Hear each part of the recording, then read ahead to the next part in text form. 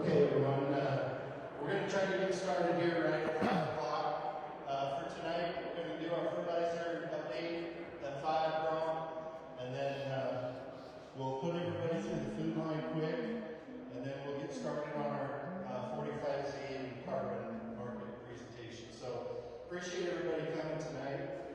Please raise your hand and ask questions. We've got a couple groups of people here who are very knowledgeable in both areas, and should be a unique opportunity to get some questions asked that might otherwise be kind of hard to find the information about. So with that, I'd ask everybody to grab a drink and find your seat. We'll get started in about 4 minutes here.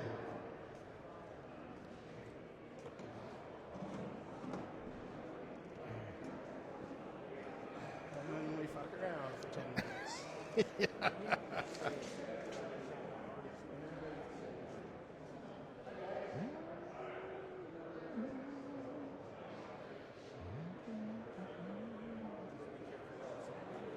What's that? Because it's live.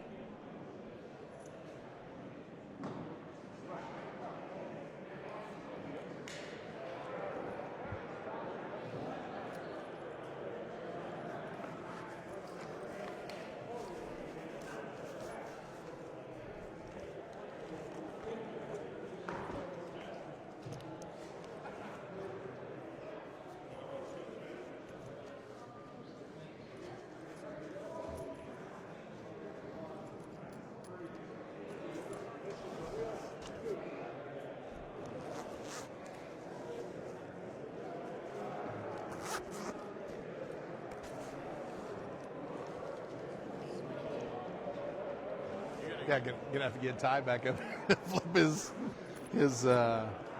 screen around again.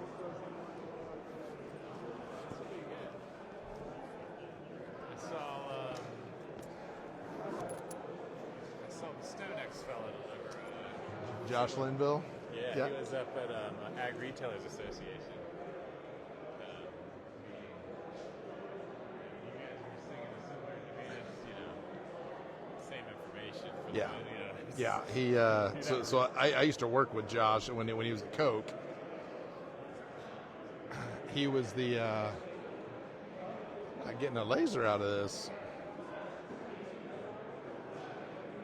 He was the Illinois rep, and I was running the sales team that covered like Iowa, Minnesota, Wisconsin, and Missouri. So I worked with him back then.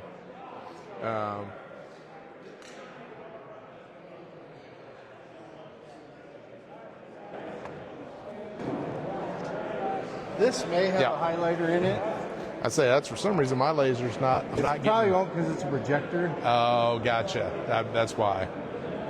This has a highlighter on it. Yep. Okay. Perfect. So that's yep. the top button. Yep. I can chase it that way. Okay. Yep.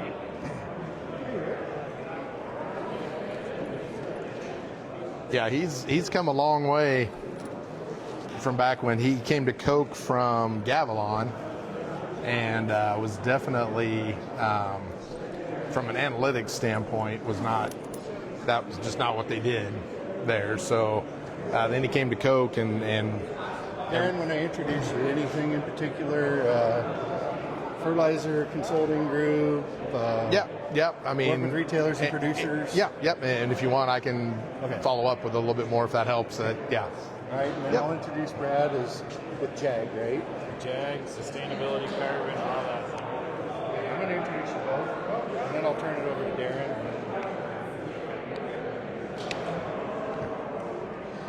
we're going to do some introductions here and go ahead and get the program started. So if you don't mind grabbing a drink and finding a seat here, we'll get started. So we're going to start off tonight here with the fertilizer update. I know the fertilizer markets have been kind of tough on all of us here the last few years. Tonight, Darren's going to try to give us a little bit of insight as to where we've come from and where we're going in these fertilizer markets and some of the ins and the outs of it. So, Darren Boxler is here with us tonight. He's with a company called Elevar, and Elevar is a company that works as a consulting capacity for both fertilizer producers and for retailers and farmers like us. So with that, I'm going to turn it over to Darren Boxler. Thanks again for everybody coming. Following Darren, Brad Justice is here with us. He's with a company called JAG. They specialize in carbon markets. We're going to be talking specifically about 45Z tonight. But Brad can answer any of your questions around carbon markets. So please, we'll have a microphone to pass around here and ask questions as we go through the night. But please try to make this a two-way conversation, and we'll get as much information out of here as we can tonight. So I'm going to turn it over to Darren. All right, thank you. Can everybody hear me okay?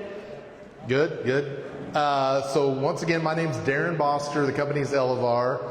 Just a little bit more about me. So you'd say, why the heck are you standing up here in front of me talking about fertilizer? I spent about 25 years with Koch Industries, so you can let the booze begin. But I was one of those recovering nitrogen producers at this point. About 5 years ago, we started Elevar, and we're actually, myself and Seth over here that works with me, we're both in the market every day buying fertilizer for several retailers. So we're not only doing that, we also have a company called Elevar Market Analytics behind us, and I would stack up our analysts against anyone in the industry. These guys, we got the guy that created Koch's Market Analytics, created Mosaic's Market Analytics, created Winfield United's Market Analytics, and then two or three other guys that kind of spread out amongst the group. I'd stack these guys up against literally any producer in the industry as well. So that's kind of where we're coming from on what we're trying to present.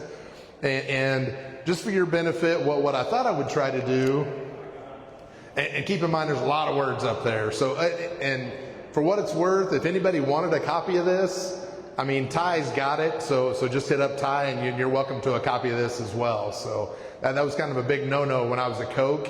And it always bothered me that we never handed out what we just presented. So obviously you guys are all welcome to this. But what I thought I would do is kind of start off with, what's just happened in the last 12 months. So you've seen a lot of volatility in the market, right? And if you think about just the last 12 months, we've seen the Weaver, Iowa nitrogen plant, which actually sends a lot of UAN over to this neck of the woods, especially into Hastings. It's one of 3 nitrogen producers that can ship unit trains of UAN, so 11,000 tons at a pop. It changed hands this past year, so now Koch owns that. It was owned by a company called N7, or OCI actually owned it. N7 marketed the tons. N7 was quite a bit more aggressive, had kind of a weird year. This last year's they were transitioning, but now Koch owns that. And they're learning. If you think about that one individual plant, just to put that purchase in perspective, you think about that one UAN plant for Koch, that produces more UAN than their Fort Dodge, Beatrice, Dodge City, and Enid plants combined. Almost double what those plants produce. So, they're just now learning that market. Trump got elected, right? Holy crap. You talk about a reversal coming in from the Biden administration to where we picked up where Trump took off. We had the Inflation Reduction Act where all we kind of talked about was blue and green ammonia all over the place, and then that kind of came to a crashing halt, at least here in the U.S. anyway, pretty quickly. A lot of those incentives and things happened, instituted a lot of tariffs, right? So that created a lot of uncertainty in commodity markets, which are what fertilizer are. They're just commodity markets. And just a lot of uncertainty there that created volatility within those commodity markets. So, surprise, surprise, then last year we planted dadgum near 99 million acres of corn. Like, we went into the thing thinking we're going to plant 92, 93. We ended up planting 99 million, according to the USDA anyway. I can tell you from what we saw in the market, there was definitely, I don't know if it was 99 million or not, but it was darn sure a lot more than the market was expecting. Therefore, corn, being the largest consumer of fertilizer inputs, used a lot more fertilizer last year.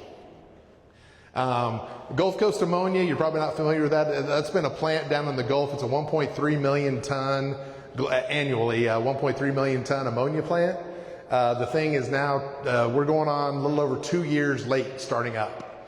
So they just sent their second vessel of ammonia to Chile about a week ago. So we're at least getting signs that they're kind of getting going, but that would be a good thing for the U.S. And the reason being is that they had a supply agreement with Morocco to send their ammonia primarily to Morocco for phosphate production. And because that plant was not running, CF at Donaldsonville has been sending a lot of their UAN to Morocco to cover that short, so to speak, that sales commitment that the Gulf Coast ammonia plant had. And in doing so, CF at Deville is one of the two folks that can ship on the pipeline. So that's really short. I know this isn't massive ammonia country per se, but it's a big deal in the ammonia world when one of your two folks that can ship on that pipeline is really short tons. So we've seen ammonia markets pretty crazy the last couple years. Nutrien and Simplot had a bunch of production issues last year on the phosphate side of the world, in particular for phosphoric acid, superphosphoric acid. So for your 1034O product that we bring in from either Idaho and or from the East Coast from a Nutrien standpoint, a lot of production issues. They were really late. Everything got here. They spiked the price, and by the time we got to the beginning of this year, they just kind of rolled that high price over. So superphosphoric acid started this year off maybe, I don't know, 45, 50%, no, not 50, 40% higher than where we started last year off at for those opening numbers. China, good old China. And we'll get into a lot more China, and we'll get into a lot more why we talk about China so much. But China cut their phosphate exports in half, actually a little bit more than half. Normally they were exporting about 10 million tons of phosphates to the global market. Now they're about 4. So the phosphate market globally was already pretty tight, and one of the largest exporters just chopped everything in half. I'll get through a lot of these here pretty quickly. India did the same thing where they were the primary beneficiary of those Chinese exports, and because China was not exporting, they got really short on DAP. The entire globe knew it, so the rest of the folks that could supply DAP to India, you got the proverbial short squeeze. And they ran DAP up to $1,000 a ton in India. It got ridiculous. And phosphate prices followed that market up this past fall. This one's kind of one of my favorites. We actually bombed Iran. I mean, holy cow, we actually bombed Iran. And it didn't start World War III of any kind in the Middle East. It actually went off and got pretty quiet over there since it's happened. But it was a big deal because there was a lot of trade routes involved through that Red Sea and through the Strait of Hormuz and some of those where it's a big deal if we ever shut that down. So we kind of dodged a bullet there. Ukraine now is attacking Russian plants with drones. And you'd ask, why are they attacking fertilizer plants? Well, fertilizer plants make ammonium nitrate. Ammonium nitrate goes boom.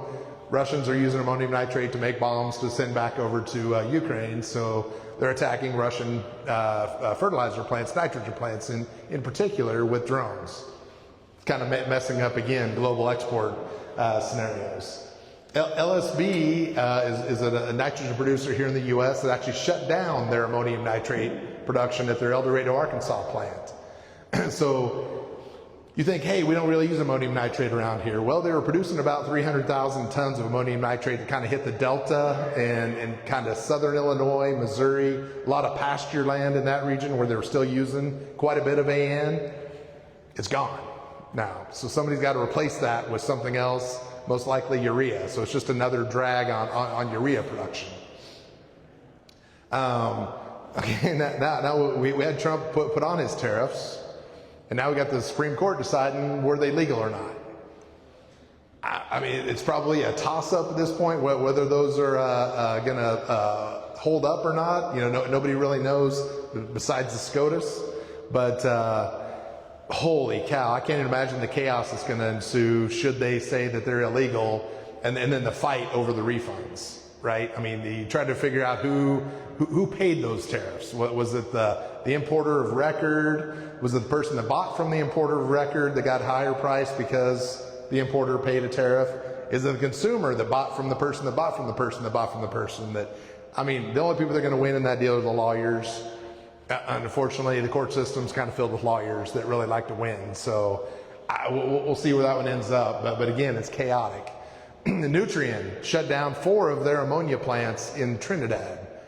Again, why do we care about Trinidad? Well, Trinidad, UAN and ammonia and urea primarily, we're all coming to the U.S. Pretty hard because that's, you think about where Trinidad's at, just off the coast of South America, that's an easy vessel route into New Orleans or the East Coast. So a lot of those tons were coming here. They just shut down 4 plants. CF Yazoo City, even worse, had an explosion. CF has got a plant down there that make UAN and ammonia and ammonium nitrate. They had an explosion, and at least their ammonium nitrate and their UAN is now shut off. And if you saw the pictures, it's probably not coming back up anytime soon. I mean, there was significant damage, and that stuff, you don't fix that in a couple weeks. It's probably 6 months of work or something before they get back up. Nutrien just announced here recently shut down their ESN production, which is a poly-coated urea, kind of a specialty product, but they're shutting down that plant in New Madrid, Missouri. Again, they made 300,000 to 400,000 tons of this stuff every year. Somebody's got to figure out a replacement for that starting January 1st. And then Trump came back and reversed all the reciprocal tariffs on fertilizer. So right as we kind of get to the end of fall here, we kind of went all the way through summer and fall with these tariffs that were adding $70-80 to phosphate, probably 40 or 50 to urea, 30 or 40 to UAN, 80 to 100 to ammonia, and then he just kind of swiped them all away.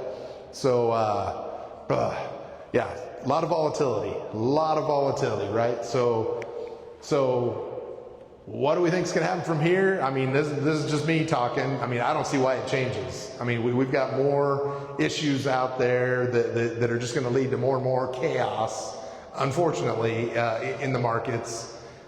As long as the tariffs stay off, I think it kind of helps keep the prices down a little bit. But as we'll talk about here, world peace or World War III?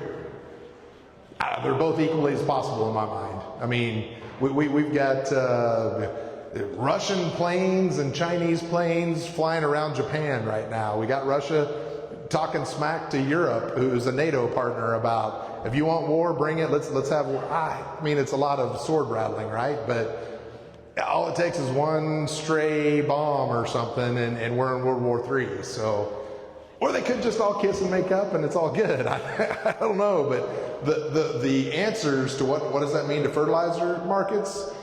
I mean, the answers to that are extreme, but between those two. I mean, we could have, obviously, in farming, we're talking about weather, right? I mean, that's essentially, but it's a big weather bet constantly. Is it going to be too wet, too dry, too cold, too warm? I mean, you name it, we're going to be fighting all those issues as well this spring. We kind of made it through fall pretty well. When I put this slide earlier on, we still weren't kind of sure where ammonia was going to land. I would tell you what I see across the Corn Belt is we had a good, not great ammonia run. There's pockets that did pretty well. There's pockets that kind of stunk. And some of that was supply driven, where we started the season off with some ammonia terminals that were on allocation first day of the season. We had an ammonia plant down in Pryor, Oklahoma, that started the year off on allocation. So some of it was supply driven, some of it was just untimely rains and that kind of thing. But well, I mean, we'll see. Good, not great. So ammonia didn't really steal any demand from spring, or steal any supply demand from UAN or urea on the upgrade side of the world. Tariffs, will they be confirmed, denied? partially denied. I don't know, but regardless of what that decision is, well, that's going to create some chaos because of where people are making bets. And part of the reason it causes chaos is because it's uncertainty. And when you're talking about uncertainty, these importers, their answer to that is, well, then I'm just not going to import because I don't know. Swipe of a pen, I could have a vessel that's 3 days away from the U.S. and by the time it gets here, suddenly I owe $50 a ton, of tariff that I didn't know about, or I don't have $50 a ton of tariff, and it just creates chaos. And their answer to that is paralysis. They just do nothing.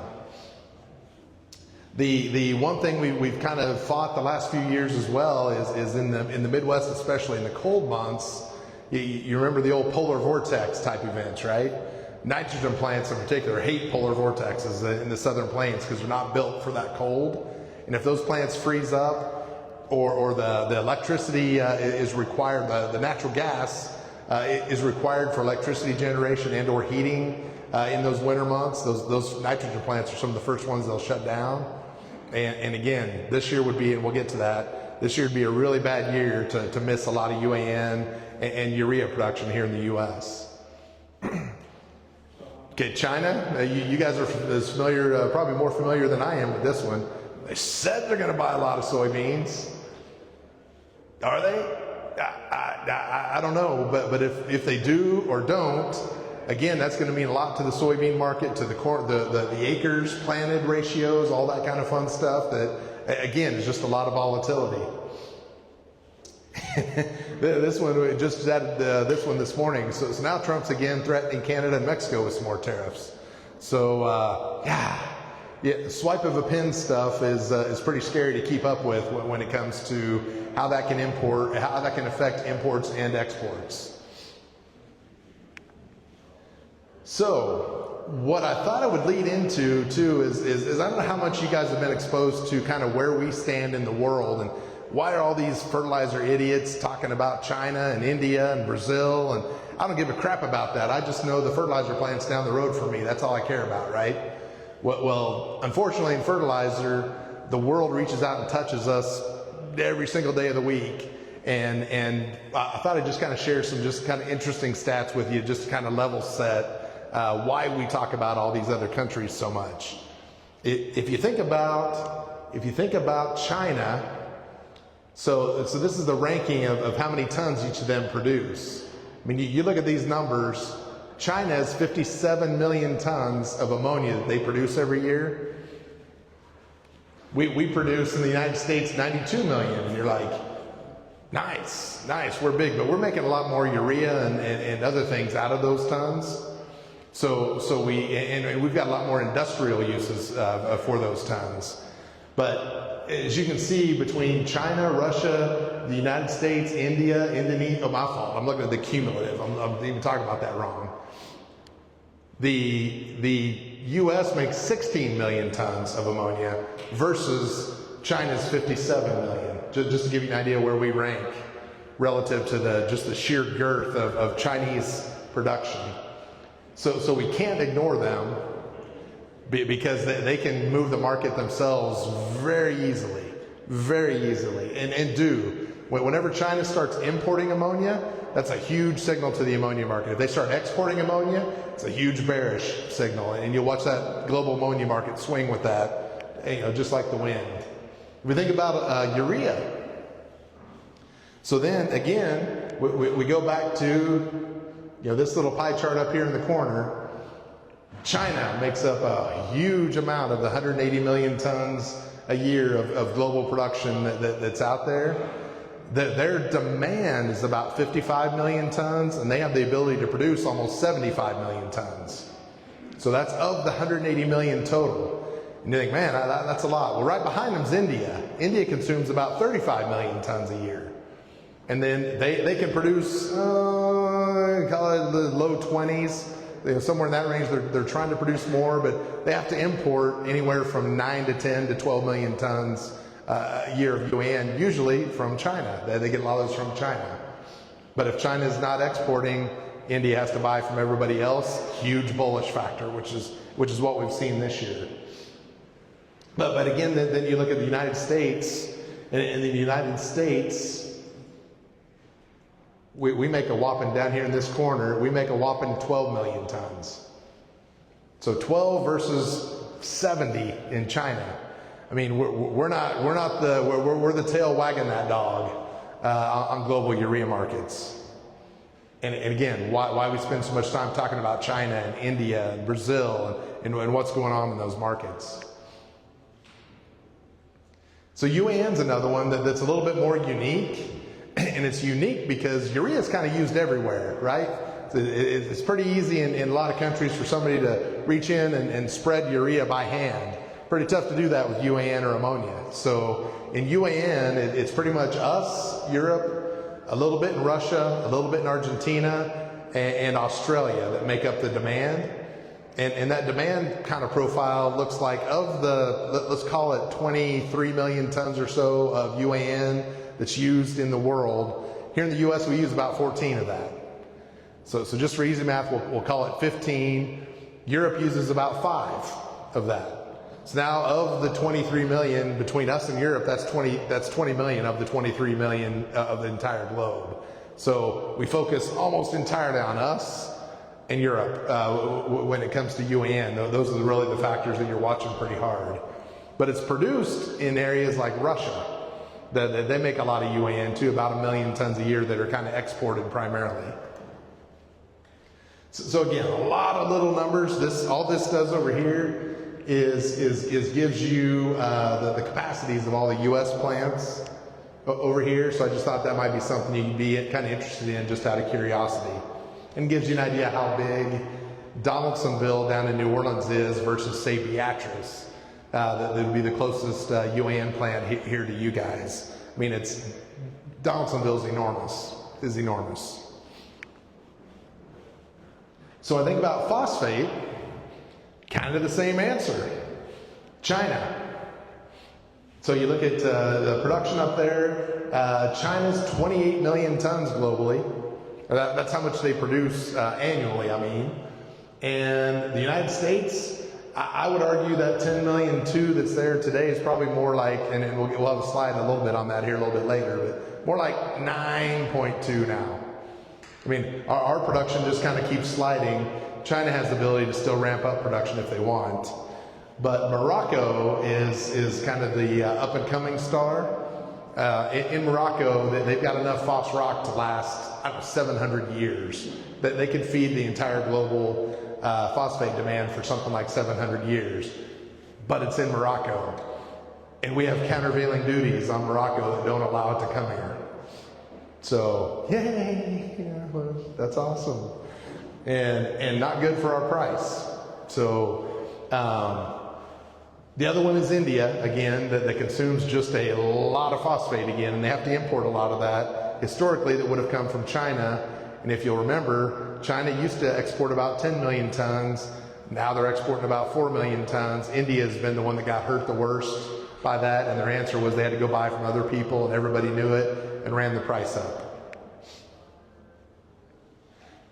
So that's kind of the high level, kind of global, kind of big, N, P, and K. I'm skipping the K as much because I know it's not as big a deal around here, but the potash answer is pretty simple. Canada. We got more potash in Canada. They shove a fork in the ground, you pull out a fork load of potash up there. I mean, they've got plenty, and they've got plenty to supply us. We just have to figure out the trade deals and all that kind of fun stuff to make it work. But we're lucky to be sitting that close to that big a supply of potash, so it's not really an issue, and it's not very volatile. Primarily because potash is a mine product that they can make for about $70 a ton. So it would take an enormous pressure on that market to make it run to $1,000 a ton versus a phosphate that you can't make that for $70 a ton. So, and we'll get to that again here too. But what I wanted to do is kind of show you kind of where at Elevar up here, what this little box up here kind of covers is where we're calling this is where today what we're calling our acres estimates for each product, which that in turn drives our total fertilizer application rates for each product, depending on how many acres you're planting of corn versus cotton versus et cetera, et cetera, et cetera. And we came up with our total demand for each of these. So basically, if you can kind of see, that's a relatively static number if you look at it across a big enough stretch of time, like it is up here, going back all the way to 2014. But if you look at it at the end, we're actually showing that just a little bit of a drop. And that's primarily driven back again by that fact that we did 99 million acres of corn last year. We don't think it'll be that this year. So with that, the fertilizer application rate should go down. How much we use should go down. So now if we kind of start breaking it down by product as to what do we expect to happen now. I'm kind of focusing on this particular growing season, right? So it's kind of now to spring. Now to plant, maybe even a little bit side dress, but this particular growing season. This is kind of where we started the year off and on nitrogen, and they look at it on a crop year, July 1st through June 30. So when we got to July 1st, our inventories were out here at this, you see the 77% number, 77% of average. So just with UAN as an example, we were 1 million tons behind on beginning inventory. It's the lowest inventory we've seen since we can even go back to. I mean, the producers were empty, the retailers were empty, the wholesalers were empty. I mean, everybody was empty coming out of the season, and we saw a later fill launch because of that. And we also saw a higher fill value because of that, as well as that's when the tariffs kicked in, and we couldn't really get Trinidad UAN imports, and that hurt. So we were kind of stuck with Russia because that was the only one that didn't have a tariff on it. But starting the year off at that 77% number over here, that's a 1,000% direct impact to from the 99 million acres that we planted. We just used a lot more inputs. So we started the year off a lot shorter.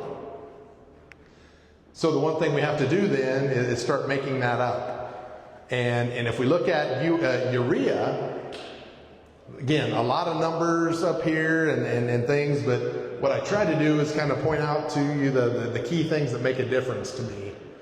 And up here at this top line of imports, you kind of look across that line at all those numbers,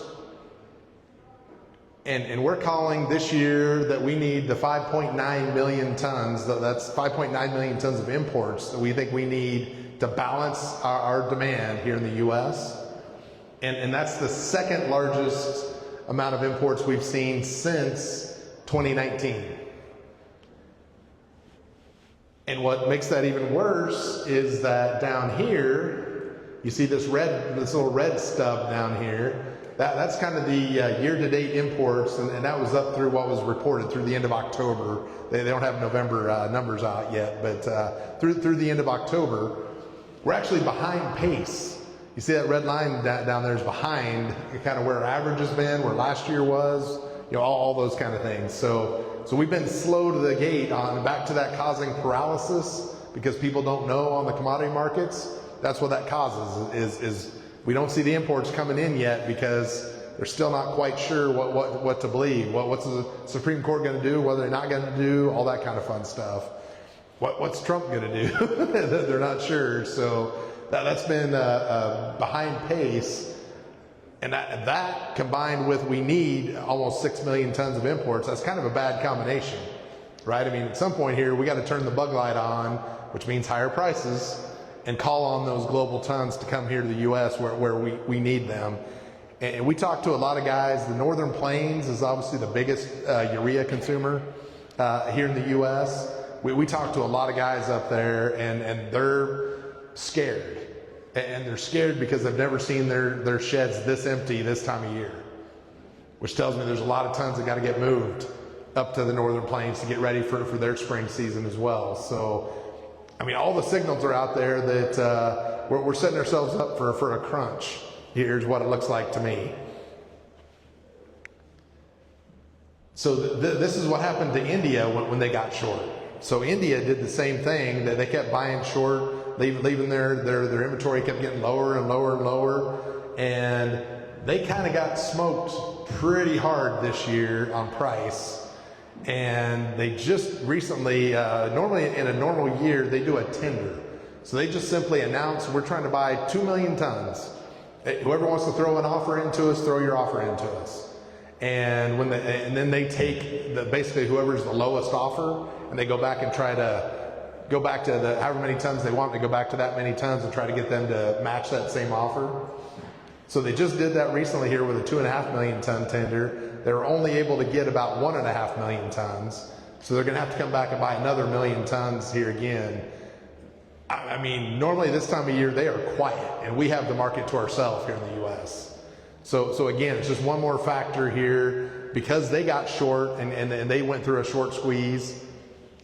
They're spilling over into that buying time frame that we need to buy as well. So now we're fighting over the same tons out there in the global market, and we've seen now urea reset a little bit just with the fact that the tariffs went away. But now we've got to step it up and start buying. So just a bit of a lookout out here, because again, even with India, again, if you'll remember, 35 million tons a year is what they use. They need to import about as many tons as we use in the U.S. To India. And I mean, you guys might like this. In India, fun fact, all of their fertilizer is subsidized. So their farmers don't know that the government just paid $1,000. Well, they didn't pay $1,000 this year, but they paid over $500 a ton for their urea. But the farmer paid something like $75 because they subsidize it that much. So you can imagine that it's not like they're conserving that number either, right? They don't know any better. It's $75 to them. They're spreading it liberally. So India is is a unique market in that demand's going to be there, because the farmer doesn't have any other thing to compare it to say, hey, I should do this versus that because this is more expensive. All of those market signals are broken in India because of all those subsidies. But the key is right now, these guys still need to buy about 3 million tons this year just to get back to average inventory. Or we're going to be right back into the same cycle with them again next year, where they need to buy a heck of a lot more urea, and it gets pretty ugly for us having to compete with those same markets on the global stage. So this is, and what I was talking about here, I'm just showing you this chart real quick, because that's really the punchline of this entire deal. That is their annual import number.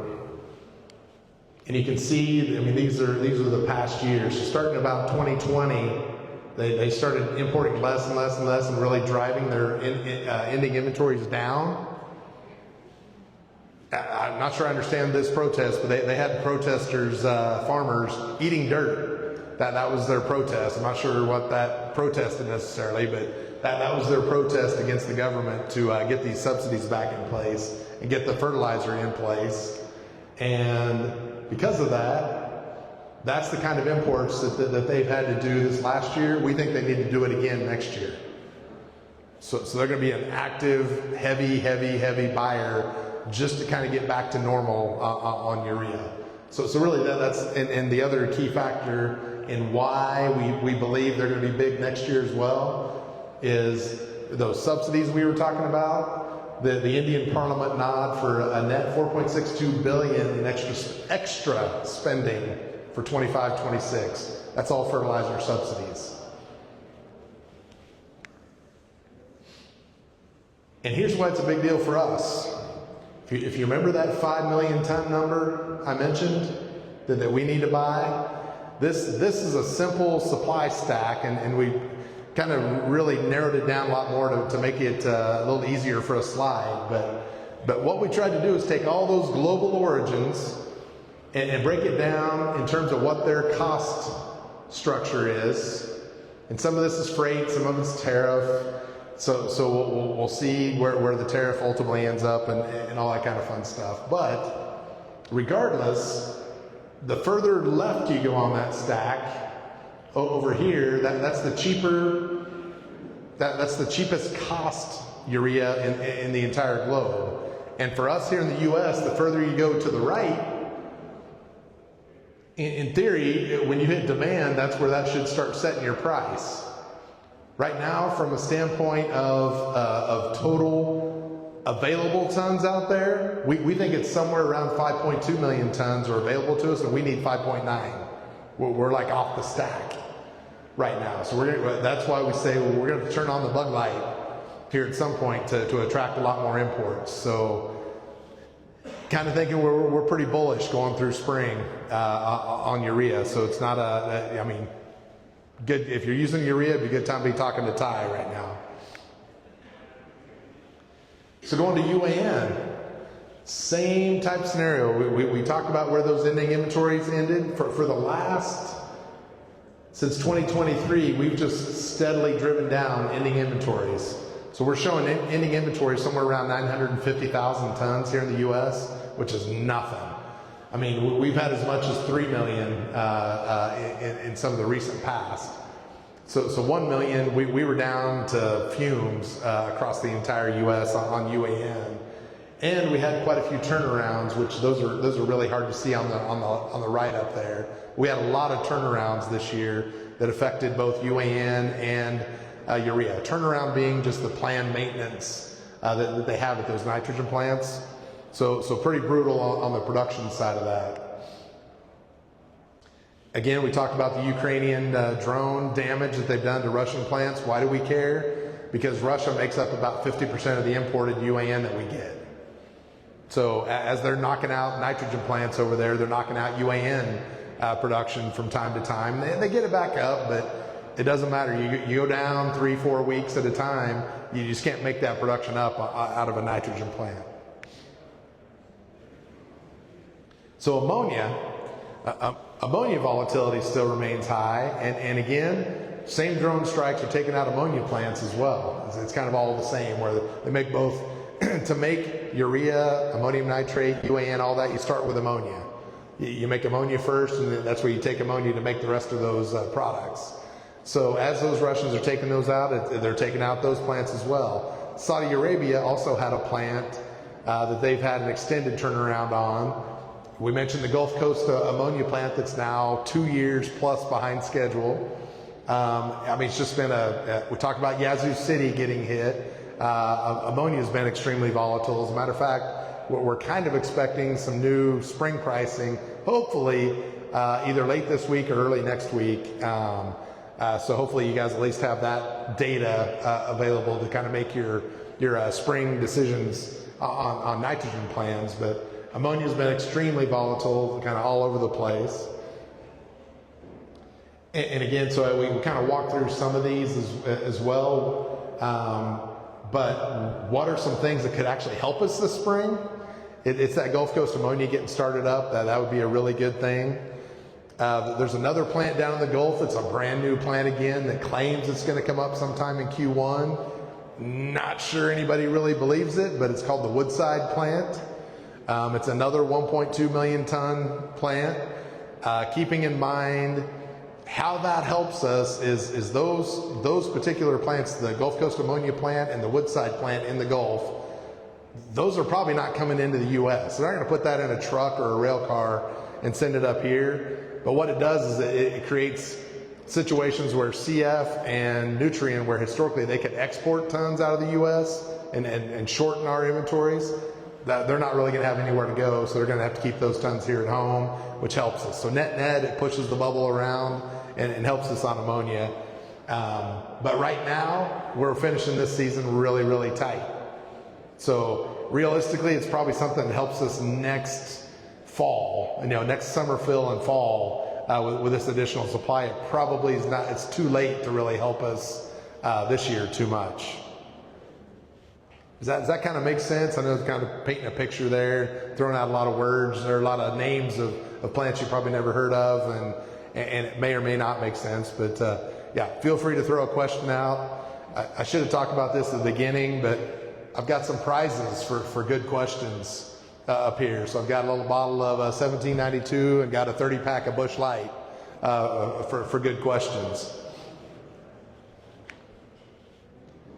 Oh, let me go back real quick, because one other thing, because this kind of feeds into to Brad's presentation in a kind of indirect way. But in Europe, you might have heard about the carbon border adjustment mechanism. So that goes into effect January 1. And what that's saying is if you're a European producer of nitrogen or anything else, they're recognizing that they're putting themselves at risk by putting carbon taxes on those producers. So what they're doing is they're going to the rest of the world where they're importing ammonia, UAN, urea, ammonium nitrate, whatever it is, and going to them and saying, look, now we're going to do a carbon border adjustment that says, I need to understand the carbon intensity of your product. And before you can if you want to import that into the European Union, you're going to now pay a tax or a tariff, duty, whatever you want to call it, on those tons going in. So that's going to raise the price in Europe, but it's also going to raise the cost for some of those people that we're trying to import into those areas. So again, back to the volatility thing, it's something new. We've never seen it before, and we'll see how it plays out. It's another government program that, can they adjust it? Can they increase it? Can they lower it? I mean, there's all kinds of things they can do there. I would just expect more unknowns with that, but January 1 is when that goes into effect. So right now, everybody from the global market that are pushing tons around the globe in a boat, they're assuming that goes into effect and are acting accordingly, which is with paralysis because they're not sure where to go. Okay, so we were talking about, phosphate, or potash, and how cheap it is to produce. So it's kind of its own little market. It doesn't really move a whole lot. We got plenty of it right to our neighbors in the north, so it's not as big a deal. Phosphate's pretty much the exact opposite story of that. We don't make enough phosphate here in the U.S. To supply our own needs, and that story is actually getting worse. But what a lot of people probably don't understand and is all the cost that actually goes into making a ton of MAP. I just use MAP as a proxy. I mean, you can kind of change it up because it changes for DAP or TSP or whatever, but using MAP, I tried to hit the big components, and again, this is from our analyst who actually developed all the market analytics for Mosaic. So he knows their cost structures inside and out because that was his job for 20 years. And if you walk down the line here of the reason there's two columns here, we were missing my heading up there, but the reason there's two columns here, the column on the left that's the cost for the plants that Mosaic owns in Central Florida. So for a Central Florida ton to be produced and then moved to New Orleans to be able to be put into a barge and come up the river, their cost before any profit, before any overhead covering, before any fixed cost covering, just cash cost is about $550 a ton. They also have a plant in Faustina, Louisiana. It's kind of right much closer to New Orleans, but the costs are actually higher because it's a smaller plant. They have to bring in their rock from Chile, and they have to buy that rock. So that's about $576 a ton. So I know it wasn't all that long ago, like 2018, I think MAP was about $350 a ton at New Orleans. I mean, you can kind of see why it's not going to happen this year. We're not going to see, for anybody that's hoping for 350 MAP again, I'm not sure when that happens because we got some pretty high cost structures, one of which we'll get to here in a second is that sulfur line. I mean, that sulfuric acid line is really high right now, and we'll get into why here in just a second, but just to give you an idea, for Tampa sulfur, and it's priced out quarterly. Last quarter, it was $310 per ton. This quarter, it's going to be probably $500 a ton. So quarter to quarter, that's just what sulfur has done. Ironically enough, some of that has to do with drones bombing Russian refineries as well. So, but I just wanted to give you this as a proxy to give you an idea where and why some of those phosphate prices are where they are. Because if we were to do a supply stack like we talked about with urea, we have to have Mosaic tons to meet our needs, right? And unfortunately, in this case, Mosaic's the high cost producer. So they're that marginal ton that we need to bring in here. And that's what's going to set price here versus an import that we could get in cheaper, but we've put countervailing duties on the two most logical importers, and that's helped kind of keep prices up because we can't get those guys in anymore. That's Morocco and Russia. And because of that, we're having to pull tons in from all kinds of crazy places like Jordan and Australia and Egypt and Lebanon and places like that. We've completely messed up the phosphate market. Yeah. So if this goes on a barge and gets shipped out from the farms, does it get tariffed too then? No, because this would be domestically produced. So this one wouldn't have a tariff. Would you repeat that question? Oh yeah. So he asked if this gets put on, if these cost structures, for example, got put on a barge, would that be subject to a tariff as well? And I'm saying no, because it's domestically produced, so there is no tariff on that. Does that help? Yeah. They should put a tariff on it. We haven't paid tariffs and everything coming in. Yeah, it's kind of interesting. I didn't include it in here, but I've got another. I had another slide that shows you where all the tariffs were at on all the countries, and then I highlighted Russia because Russia was the one that was zero. But Darren, the tariff topic does apply here because although those tons are not tariffed, the fact that we have countervailing duties on less expensive phosphate around the world prevents it from coming in and competing, and that is due to the CF push with our federal government to keep those imports at bay. Exactly. And it was Mosaic push on that one. CF tried to do the same thing with UAN, and for whatever reason they denied that claim, but Mosaic still has the countervailing duties in place. So I'm struck. There is a sunset review on those sometime next fall. So there's this, it's a whole process on how all that goes through. But it's different than President Trump can't just swipe a pen like he could with the tariffs and make them go away. The countervailing duties are a whole other process that involves all these other bureaucracies and boards and all that kind of fun stuff. So there's one more shot at getting rid of those things, and it's called the sunset review. I think it's next September, I believe, is when that is. So cross your fingers on that one because that would be big. Not good news. I would be short in Mosaic stock if you see those countervailing duties go away because they can't compete with this kind of cost structure. So what I try to do here too is kind of show you some alternatives. So don't pay attention to all the numbers. I tried to circle all the important ones. And I wish I had a better laser on this, but over here, what this is showing you is relative to Saudi Arabia is one of the places that we can actually bring in phosphates tariff-free now. So it kind of shows you the alternative for example, on the very top number, OCP is Morocco. So because of those countervailing duties, if they were to come to the U.S., they'd take a $50 a ton hit versus their best alternative. And you kind of go down the list. But they go to Canada, and that's a $73 a ton better net back for them. Which if you want to be you want to get rubbed really raw, Canada, it can actually use our stevedoring, our barges, our river system, our rail to get to Canada tariff-free. But we can't. Yeah, go figure that one out. I don't know why we allow that either, but that's the deal. So Morocco, the largest producer in the world, can go to Canada and make $73 a ton more than their next best alternative. If they come here, they lose $50 a ton to come to the U.S., so they don't come here. Same thing with for OCP on just their tons going to India. It's a $42 better ton, $42 per ton better net back for them to go to India. So you can see those countervailing duties put us at an enormous disadvantage in the world on those import alternatives.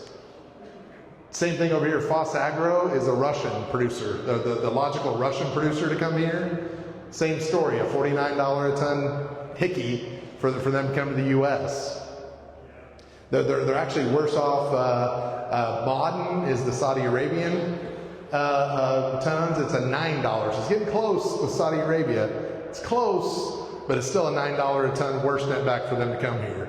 But our credit's good, so that's probably enough to keep those tons coming here. And then Jordan is another one of those odd places that we come, that for them to come here, today's prices is a $12 hickey to come as well. So in the meantime, you look at Mosaic's numbers down the right-hand column. For them to stay here in the U.S. versus ship somewhere else, it's a $70 a ton better net back for them. For them to go to, where are we going on the next one? So the $39 a tons for DAP. It's a better $39 per ton DAP net back for them to stay in the U.S. And then on the last one, it's a $66 a ton better net back for them to go to Western Canada. So Darren, does that mean that when they ship overseas, they sell at a lower price than they do here at home? yes. I was waiting for somebody to throw rocks or something, but yeah, that's exactly what that happens. And the same thing happens at Donaldsonville sometimes, where they will sell UAN or ammonia at a cheaper number, send it to Europe or somewhere, and it kind of helps keep the U.S. tight.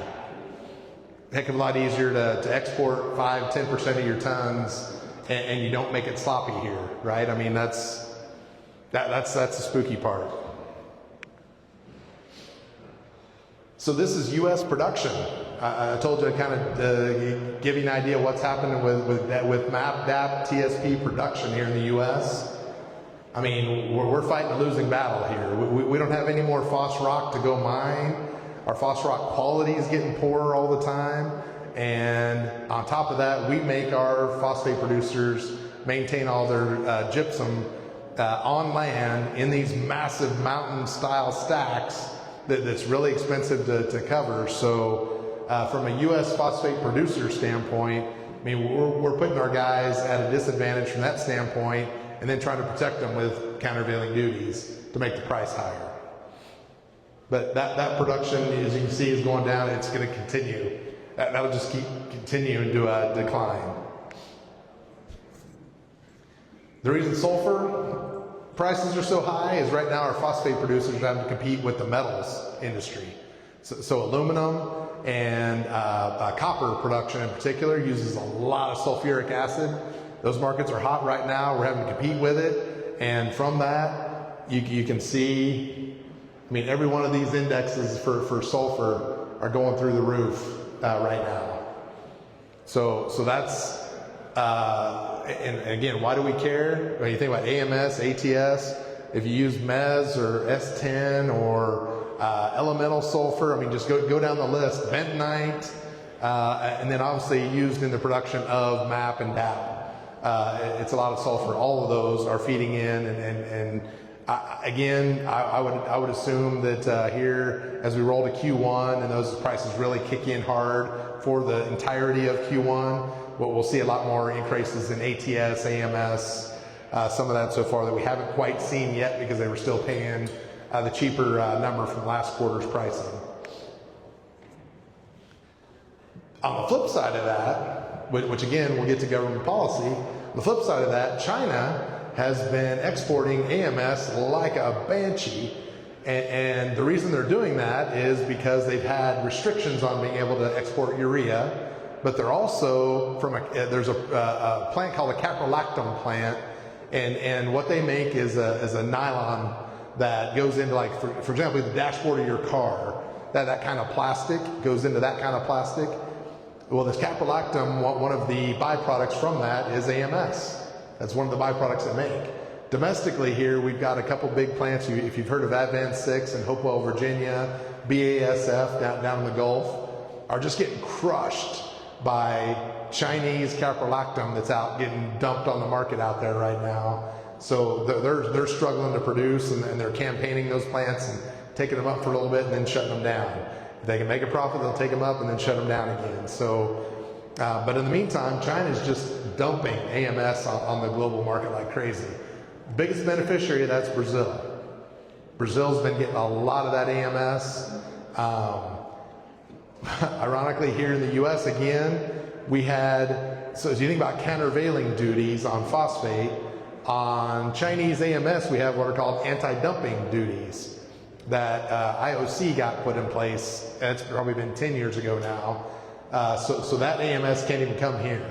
Now, you may not want it either because it's generally pretty poor quality, but just to the extent they're dumping a lot of it out there, it kind of helps keep that AMS price tamped down in a lot of markets that we compete with as producers. So with that, I think we covered all the N, P, K, and S, tried to hit all the big highlights. I mean, and I tried to cover a lot of bases there between globally, domestically, and even locally. I don't know if anybody's got any major questions there relative to what we covered. So as we go into the fall, the winter pre-bake season here, another question on everyone's mind is with nitrogen, phosphates, and sulfur being our primary products here, and looking specifically at spring, break it down, spring versus summer snodgrass. Obviously, phosphate's going to be heavily spring, but nitrogen and sulfur can be spring and summer. Would you break down just your general signal on buying or waiting and give a little bit of guidance on what you're thinking there? Yep, you bet. So let's see. So if I think about nitrogen, and I kind of try to lump it all into a complex between ammonia, urea, UAN, they're all, I would say they're all tight today right at this moment. But I think we're going to see more of a normal pattern in that in side dress, maybe you'll see a little bit of softening like we historically would see. But again, I'm going to go back to acres. If China doesn't buy soybeans and the soybean market goes to pot again, and suddenly we plant a bunch extra on the corn side of the balance sheet, we're going to soak up a whole bunch more nitrogen again, and we'll be tight. So that, to me, that's the lookout is acres planted, but we're starting this spring off tight. So ammonia, I don't expect that to be a major discount when they come out with spring prepay there. UAN, I mean, I'm scared to death we don't have enough just because of where we started the year off. And if we have some kind of event out there that shuts down, for example, Donaldsonville. Here, let me go back real quick.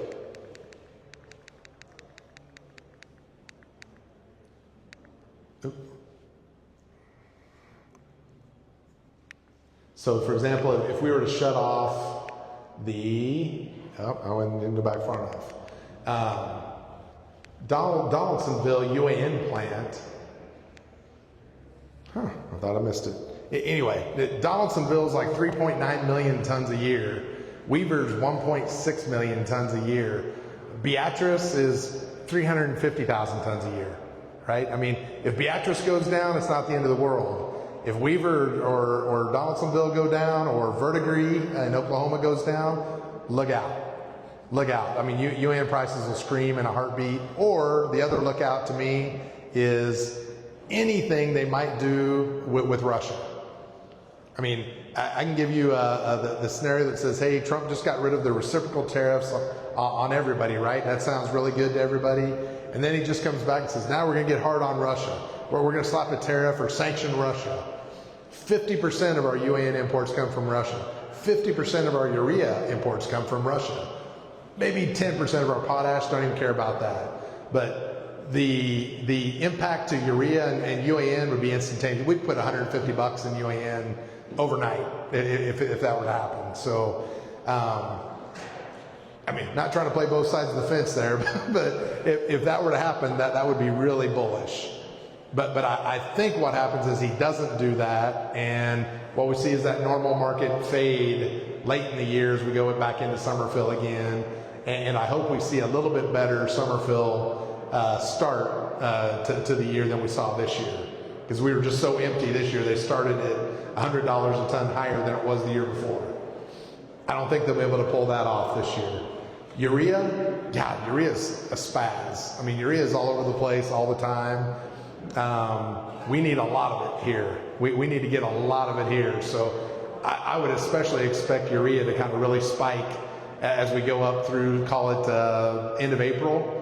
And then as you get into the side dress, top dress into summer there, I'd expect to see a pretty heavier reset there. And same with ammonia, just because I think we'll have some ammonia production up by then, but it'll be more of a summer fill event than it will spring. Phosphates, man, I mean, they just took $70 or $80 out of it just because of the reciprocal tariffs getting taken off. I'm kind of bullish going through spring on phosphates, because if you go back to that mosaic slide I had showing you their cost, I mean, where they kind of reset to took them down to the nubs on that. I got to think at some point they start pushing back and pushing that number back up. You mentioned exports. Just today, I know it was reported that Mosaic started exporting again. Pretty good sign they hit the bottom when they start exporting. And pretty good sign that that's the next stop's upward move from there. Sulfur is the other one that I'm pretty doggone worried about going higher as we go into spring. And again, just because we hit those with the sulfur prices spiking globally, they're going to start driving that through AMS, ATS, et cetera, et cetera.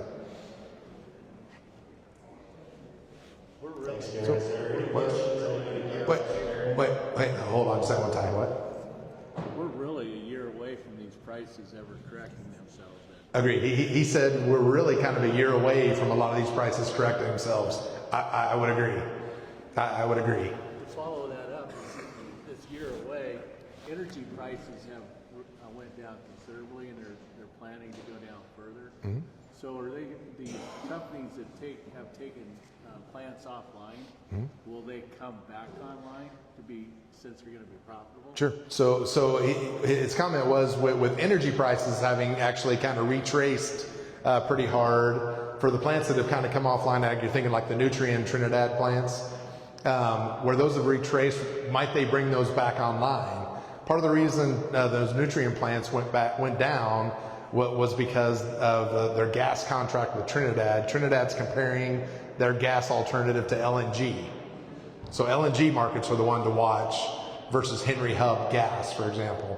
And if you put us on the supply stack, we're way over on the left-hand side. We're solid because we've got cheap gas here in the U.S. The gas to watch is Europe and that Trinidad scenario. If LNG were to spike, that's where those Trinidad plants really get hurt. So, but European gas is the one to watch. And that literally goes right back to the Ukrainian war. That's when that started. That they were so reliant on Russian gas and tried to just chop it off, and their gas has skyrocketed since then.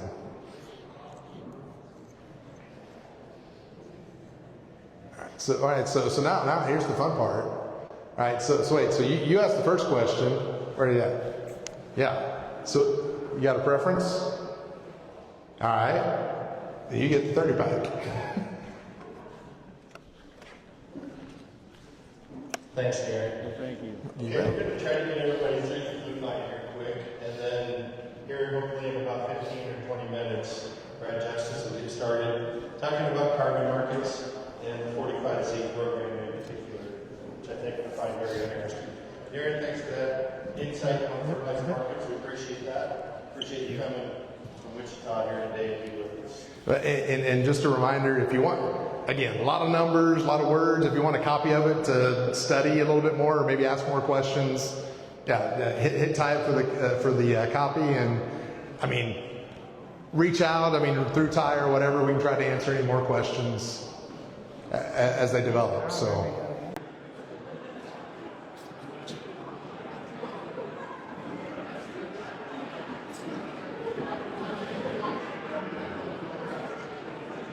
Okay. First, I'd just like to mention that Amy, Katie, Becky, and Jerry, Preston, Parker, they've been working pretty hard here the last couple of days to get the food ready, and we appreciate their help. So thanks to the girls and Parker for getting all that ready tonight. Appreciate that.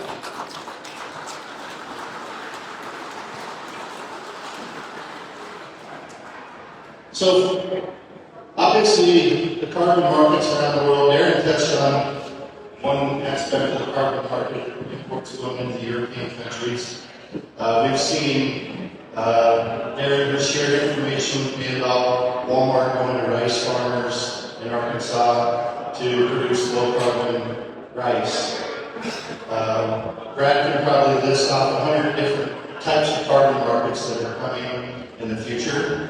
The 45Z is the primary discussion tonight, but I'm sure Brad will touch on some of the other opportunities in the carbon market as well, because it truly is going to be value-added attribute to your crop that there's true opportunity with.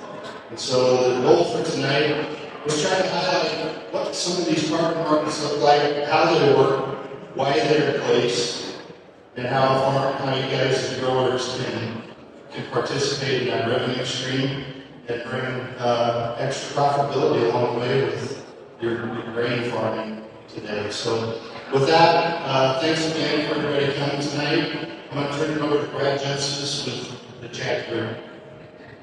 Thank you, Todd. Good evening. I want to talk tonight about a little bit about carbon. I'm going to focus really on the 45Z production tax credit, and I'm going to walk you through what that means for farmers. This is the largest carbon program ever. It is budgeted at $33 billion through the end of 2029. It is the easiest program. It requires no new practice adoption, no additionality, and it can be based on products and services you're already purchasing. It is a great program, and we really love it. I'm going to take you through that. I will be here to talk about other carbon programs, but maybe the first one I want to start here. Little agenda, we're going to take it through. We're going to focus again here on the practice standards, the record keeping, but we're going to start thinking about carbon and what this means, and kind of what are these markets telling us right now. So, in the 45Z credit market, we're going to talk about the journey from corn kernel to tax credit. And a couple things to look at here and to note is that we're going to go all the way from corn. We're going to talk about the carbon that's associated with the refining process. We're going to talk about the carbon in ethanol, and then we're going to talk about the journey of that 45Z tax credit and how the tax credit gets turned into money, which flows back into the practices. Okay, so that's the scope. But let's just start with this question: why do people care about carbon? In general, we can think about carbon in two ways. We can think about carbon as the chemistry or the compound we know, right? We're carbon-based life forms. We are made out of carbon. We burn it with oxygen and form carbon dioxide. We care very much about that chemistry. And when we think about carbon in a pipeline, we think about taking a gas that comes off fermentation, compressing that, and putting it into a pipeline. But in general, we care about carbon because it's a measurement device. And when we talk about carbon tonight, I don't want you to think about it as something floating in the air or that's it's a unit of measurement. When we convert nitrous oxide, we convert methane, we convert it to carbon. We measure that in carbon intensity. And so when we talk about carbon, we talk about carbon border adjustment tax. The carbon border adjustment tax is, what do you call a tariff that's not a tariff? Right? Because if you manufacture products in China using coal, and the European Union wants to put barriers on it, and not call them tariffs, you put a carbon border adjustment tax in place on those. And I want to just focus on sort of two things here, especially in the fuel markets, and just read to you one short passage here. This is from Standard & Poor's Biofuels Standards on importing fuel to Europe. Let me just put this on here. Give me 1 second.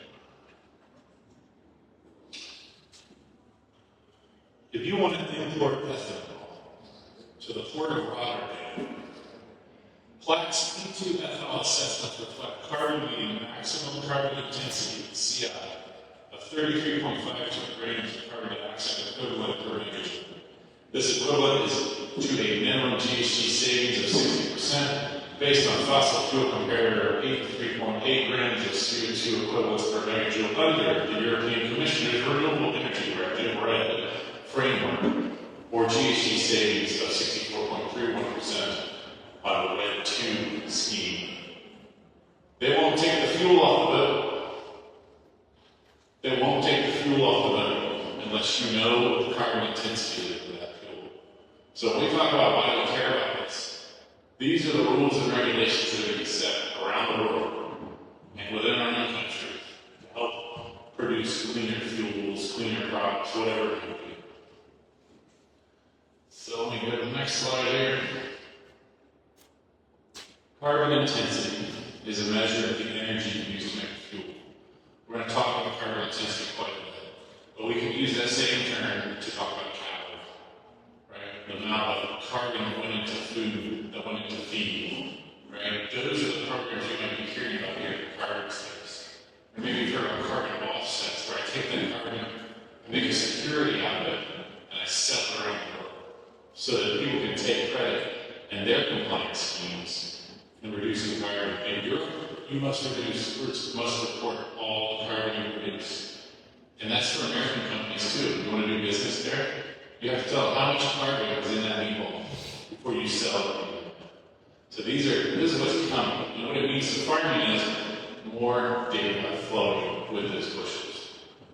Right? So when we talk about carbon intensity, we're going to focus today on fuel in 45Z. And how do we kind of lever that? How do we regulate that? When we think about the production of fuel ethanol, prior to 45Z, and I'm going to come back to the 45Z and what's changed, we were able to take the score of the factory. Maybe it uses very efficient motors, maybe it has combined heat power, maybe it has a carbon capture well. We combine that with the transport, and we become a biofuel carbon intensity. Well, that means money in these markets. In California, that can mean anywhere from 20 cents to $1 per gallon. In markets like the RINs, you might be familiar with RINs, those big stack up. So when we talk about a gallon of fuel, the subsidy stack can be as much as the value of the fuel. In certain fuels, it's worth more than the fuel that it relies on. And it's these levers that allow us to change that biofuel carbon intensity. Now, what the 45Z has done is it's brought the farmer into this equation. And we call this the system. And I'll show you the map because it's here. This is the system that we're restoring. So when we talk about the energy used for fuel production, our system starts with the gas they burn to produce ammonia in the hot box reaction, and it ends with the combustion of that fuel in your vehicle. That is how they come up with the carbon intensity. All of these things are carbon. The 45Z production tax credit came from the Inflation Reduction Act. It was the only tax credit extended in the One Big Beautiful Bill. The only tax credit extended. That tax credit it goes to refiners. In the past, we had a tax credit called the BTC, the Blender's Tax Credit. The Blender's Tax Credit was $1 per gallon and it went to the fuel market. So it didn't come back to the refiner. It went to the people that blended the ethanol into fuel. This tax credit flows to the refiner, to the producer of the fuel. That's good if you're in corn, it's bad if you're in beans, because that means the crush facility receives no credit. Only the fuel producer can receive this credit. Only the fuel producer. So in this case, the 45Z has done two things. It's made sure that the people producing the fuel get the credit for the improvements they make, the efficiency improvements they make. But it's also expanded the system to include agriculture. In the past, all corn was treated as a score of 27. It just got a default score. It doesn't matter where the corn came from, how it was grown, anything about it. What's changed is we're going to let you, through practices and products, reduce the score of that corn and help that refiner earn more tax credits under the scheme. How much can they earn? They can earn anywhere from 20 cents to $1 per gallon. That means if you're a 100 million gallon facility and you're on the pipeline, you're probably earning about $40 million a year in tax credits. This is a tremendous and very large program for people. Folks that are talking about getting down near zero are going to have a generational accumulation of money at that facility, right? They're going to accumulate $40 million over the years. This is a large, valuable program.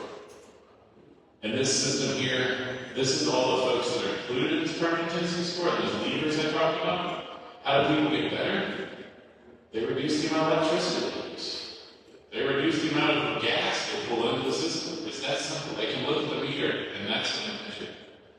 In the case of the corn and the beans coming into this, they're going to use a kind of calculator. We're going to call that calculator FTCIC, because this is the federal government. It stands for the feedstock carbon intensity calculator. But that's what's changed here. We're not going to allow corn and beans to participate in a meaningful way, pulling these scores down and allowing us to produce lower carbon intensity fuels. The types of fuels that we can take and offload and ride, the types of fuels we can sell to Japan, Taiwan, India, the United Kingdom. We export a tremendous amount of these clean fuels. Our largest partner is Canada, who will soon be enacting a program that looks very much like this, where you're going to get credit for practices and products on the corn and the beans flowing into the fuels. So that's the future of these systems, is they're relying on the sky, and we want those systems to align so they can export this fuel into different markets. So, like I said, this was created under the Inflation Reduction Act, extended through the end of 2029 under the One Big Beautiful Bill. We expect it to be extended in perpetuity. Notice that when we extend these things, we tend to ratchet down qualifying levels. Fuel has to get cleaner. You can earn up to $1 per gallon, and lower CI products can help deliver more results. So we're going to get into the details of what this values look like. Understand that many people now are looking at this saying, I'm on the pipeline in Nebraska. Nebraska is poised to be the nation's wealthiest ethanol producers. To be point blank, they are on a pipeline that qualifies them to be what we're going to talk about today, in the money. You have to get to a score of 50 out of 100. It's complicated how to get there, but just know that you aren't earning until you're in the money. And if you have a well and you're in the money, you start earning, that's good for people. The well gets you over the hump. And with the sort of practices and the no-till that's available here, there's over 600 million of existing 45% value in Nebraska today, from the no-till, the reduced till, the cover cropping, the nitrogen management that's being used today. So there is a real opportunity for Nebraska to get a year, 2-year lead over those folks that didn't sign up for us on the pipeline. Trailblazer will take that carbon dioxide, an existing gas pipeline, liquefy the carbon dioxide, and it'll inject it shining in a burning hole. A little bit of this journey, just so you know where we are. This started all the way back in 2022 when we signed the law. We've had to go through a variety of different rulemaking processes. Because technically the feedstock we're running right now qualifies, but we didn't finish the rulemaking process. And we still failed to complete the rulemaking process. But timely rumors, we're supposed to get the final rules Friday, the 12th, which is huge because it has to go into a comment period for 90 days. So we want that comment period to close so that in Q1, ethanol refineries can begin filing on final rules. Not only do we have to finish some of this feedstock stuff, the corn and beans, we need to get some of the treasury rules right. The rounding error, refined fuels. It was not a well-written bill, but it came out of that. We have to fix some of that. The 12th is what we're expecting. However, people are generating this credit today in Nebraska. Even facilities, small facilities, are generating $4, $5, $6 million in credits today based on their low energy consumption, based on their being hooked to the pipeline. They're generating credits today. Hundreds of millions of credits that are generated this year in Nebraska using the 45Z program. And that money's going to go on. So, although we've had sort of a journey to get here, we're on the home stretch of that now. And this is, like I said, the biggest carbon program we've seen because not only does it not require you to do practices, if you already no-till, qualify. If you already use cover crop, qualify. It also values carbon. You might have heard about programs where it's worth $40 a ton, or it's worth $60 a ton. Well, guys, it's taxpayer money. $250 a ton in this program is the value of carbon, significantly higher than any other programs that are out there right now in the marketplace. And 45Z is only one of many programs. We have these state programs in California. California, I think, something like 50% of ethanol in Nebraska gets exported to California. It's a number like that. I don't quote me on it. California pays between 20 cents to $1 premium on that ethanol as long as it meets the requirements. But heads up 2027, if you want to deliver ethanol to California, you will have a polygon shape file for every field that delivered to make that gallon. You will have a polygon on every farm field reported to California. The same is going to be true for Canada. They're already doing some deforestation stuff. You might have heard about Grade ADM. That's Red 2 and Red 3, the European standards. State of Washington, Oregon, they're all in line with California. They don't flow the same way. But these guys are throwing money at lower carbon fuels. British Columbia, incredible amounts of money in some of those places. But if we want to send fuel, for example, to Japan, they follow the Red 3 programs, what we call ISCC, Taiwan, all of those places require product data for us to report. So this is, as we look into the future and we look at the sorts of regulations we see out there, and opportunities, they are linked to your ability to report data on that bushel that flows into those facilities. That data is going to look like field locations, practices, proof of practice, etc. So, for the 45Z, let's talk about unqualified crops and practices. There's 3 crops: corn, soybeans, and sorghum. We mainly care about corn because of its ability to produce a lot of gallons.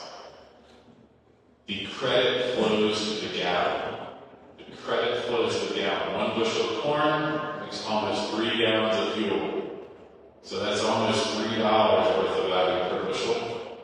Renewable diesel from soybean oil, sustainable aviation fuel, you only get 1.6 gallons. So you produce less tax credit per gallon on beans. Sorghum falls out there sort of in a different spot. So we tend to focus on corn because it has the most upside for the farmer. What are those eligible practices? Nitrogen timing, spring only, or split in season. And there's details on what this means, both in this presentation and the playbook that we produced for you. Enhanced efficiency fertilizer. This is DCP. These are the products that Todd has picked up. This does not include stabilized products that he has in it. Tillage. No-till or reduced till. We're going to use NFCS standards. We're going to use a stir score to calculate that. And cover. These are the qualifying practices. No agreement, none of that stuff right now. Just these practices. You will find the practice standards for these were copied and pasted from NFCS practice standards. That's how it works.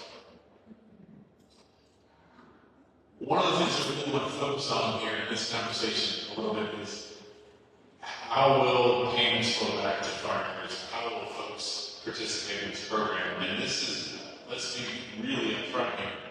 This program is new. So the ethanol refiners are trying to figure it out, the farmers are trying to figure it out, and the buyers of the tax credits are trying to figure this out. And that's something that I really want to press on people. These tax credits have to be brokered out. And we're going to show the breakout of that. So the person who defines the standard is not the farmer. It's the insurance company who insures the transaction, and it's the buyer of this tax credits, which is going to be a large C Corp or an incorporated company that can use these what we call general business tax credits. So here you can see in the middle, we've got Holdridge and Wilson Field. Refinery density will help drive low CI corn demand.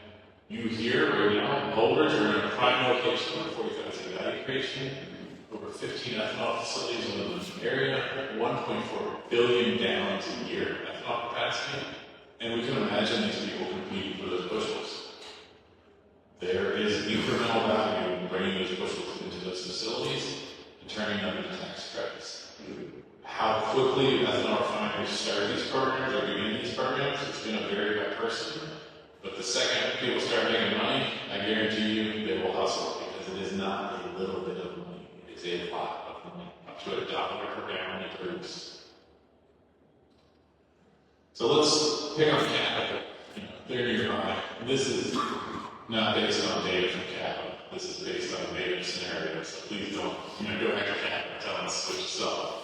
Let's say they have a 50 score. They're rating, they're not earning credits. But they go and they source corn that has no-till and inhibitor on it. That drops into a 38, which means on a 53 million gallon facility, they're generating $20 million a year in 45Z tax credits. That gives you an idea of the impact that can be had on the value to these folks through your practices, through the products that are being used on a $20 million impact on an $83 million facility. If they're on the pipeline, knock another 15, 20 points on it.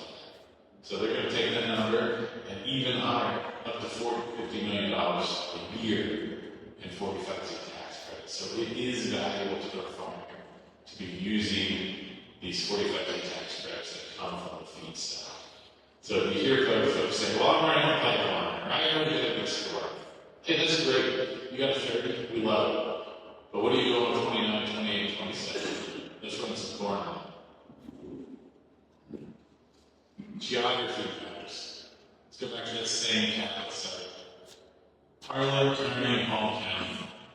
The value of the reduction is going to vary based on the county rate. Why, Brad? Everybody starts with a national average, but the ability of us to have interventions and to drive down carbon intensity is based on our weather, it's based on our soil types, and it's also based on prevailing practices in the region. It's complicated, but it's all calculated in this. So as a matter of fact, in Harlan, you're going to have less of a difference than you're going to have in all. And so where capital sources from, and the practice it's sourcing from, can be extremely material. The difference between 2.9 million and 4.1 million in corn. So they're going to develop an education. I bumped into Grant, one of the merchandisers here. They're going to develop an education as they source this. Where are the good spots to go, and where can I get the best bang for my buck when it comes to getting carbon intensity reduction.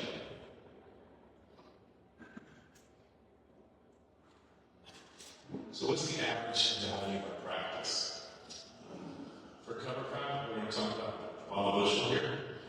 It's about 50 cents. No-till, 47, and that goes down through other practices. I mean, just inhibitor, 13 cents a bushel. There's arbitrage typically in almost every acre on inhibitor. If it's 12 bucks an acre or whatever maybe you're on, and the value is typically between $20 and $30 in a lot of these systems. So there's open arbitrage on things that education inhibitor to go and make money. No, above values represent total 45 credit. I'm going to get into that, but how do they share the credit back? What are the challenges they were finding?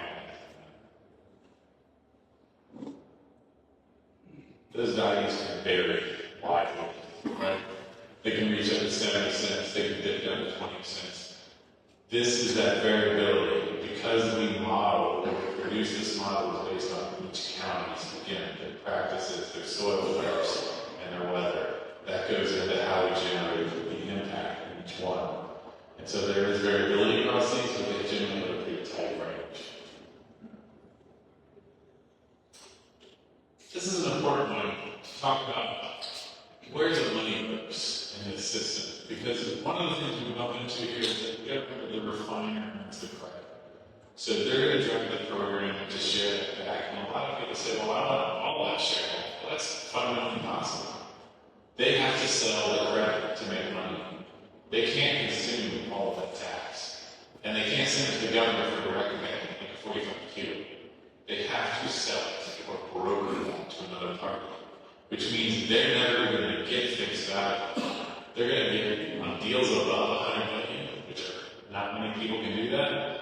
maybe 94, 95 cents for that dollar of tax relief. On smaller deals, 90 cents. Early, we're looking at deal structures in the 83 to 87 cents range. So off the top, they are going to pay a penalty to market this product to the companies that use it. Then you got to pay the fees. You got to pay an insurance that's going to range between 2 and 6%. You're going to pay for verifiers and auditors. You have to have a legal crew and accounting crew.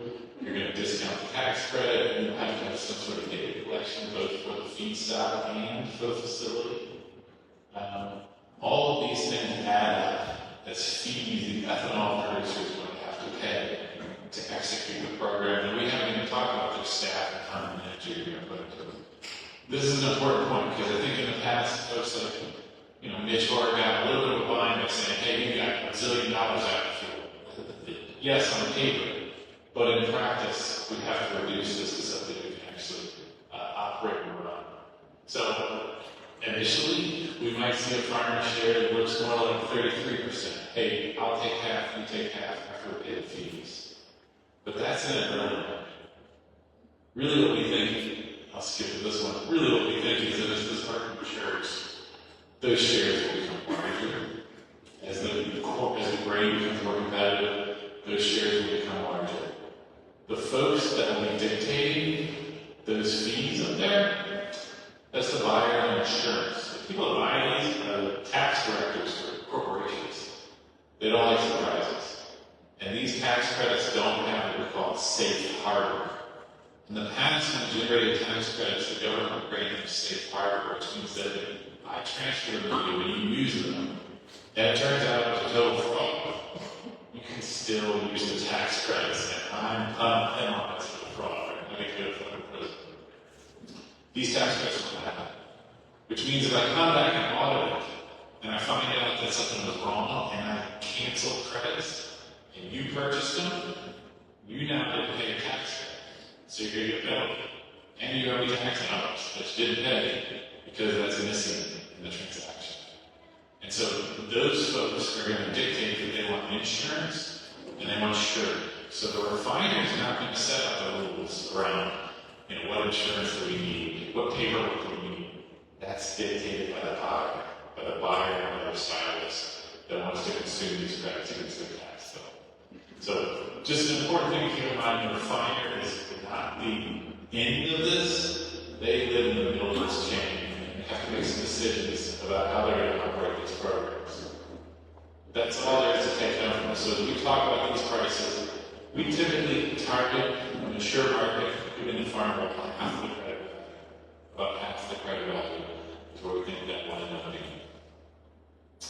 That's still a significant value.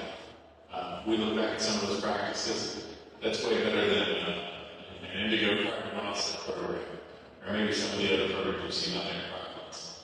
Much higher price we can pay on those things. So, just for total clarity, when we talk about pricing, we talk about these things, we're really going to show you in small part, hey, this has been adjusted, this has been rectified to reflect that ethanol producers should share.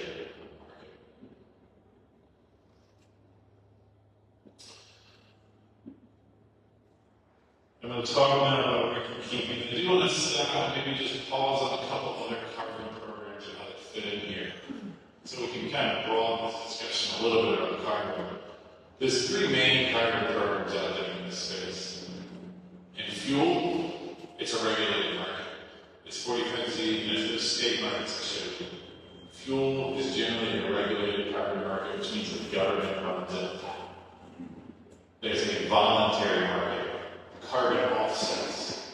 These are markets where you generate, through practices, additional practices. I did a new thing, therefore I generated carbon in my soil, and now that offset carbon is sold to Unilever, or General Mills, or whoever that may be downstream. Those are voluntary offset programs. We've had challenges in the past for those, because Europe has restricted the rights of companies to use those offsets and meeting their statutory goals, right, in Europe. So the value of those offsets has been stagnant. My advice to you in any of those offset programs is there's no reason to think that $40 a day is it might be a good price today, but in 10 years, they will not be fully polished. Do not lock yourself into a long-term, low carbon program. That is not positive. Most of these programs you should be able to leave at any time with no penalty. That's really important for these voluntary offset programs. The other programs we're going to run into, we call them inset programs.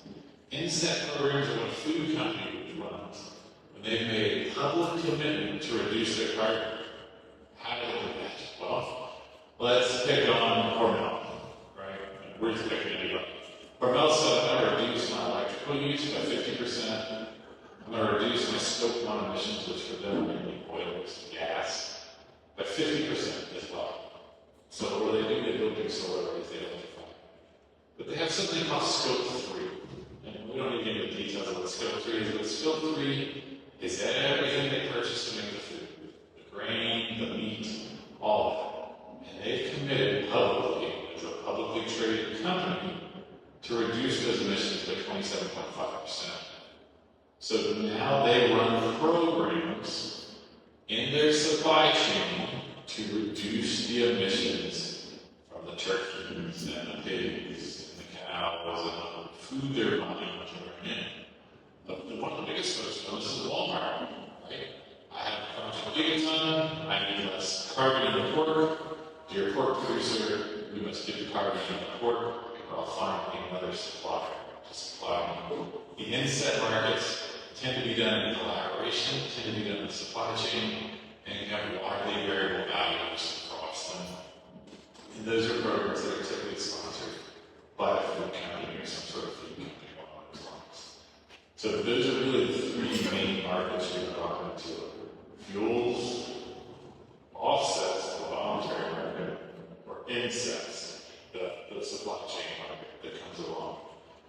Those are all the offset markets great, the inset markets great. Again, this program, from my history and having worked in this space for a while, is the easiest and most valuable today.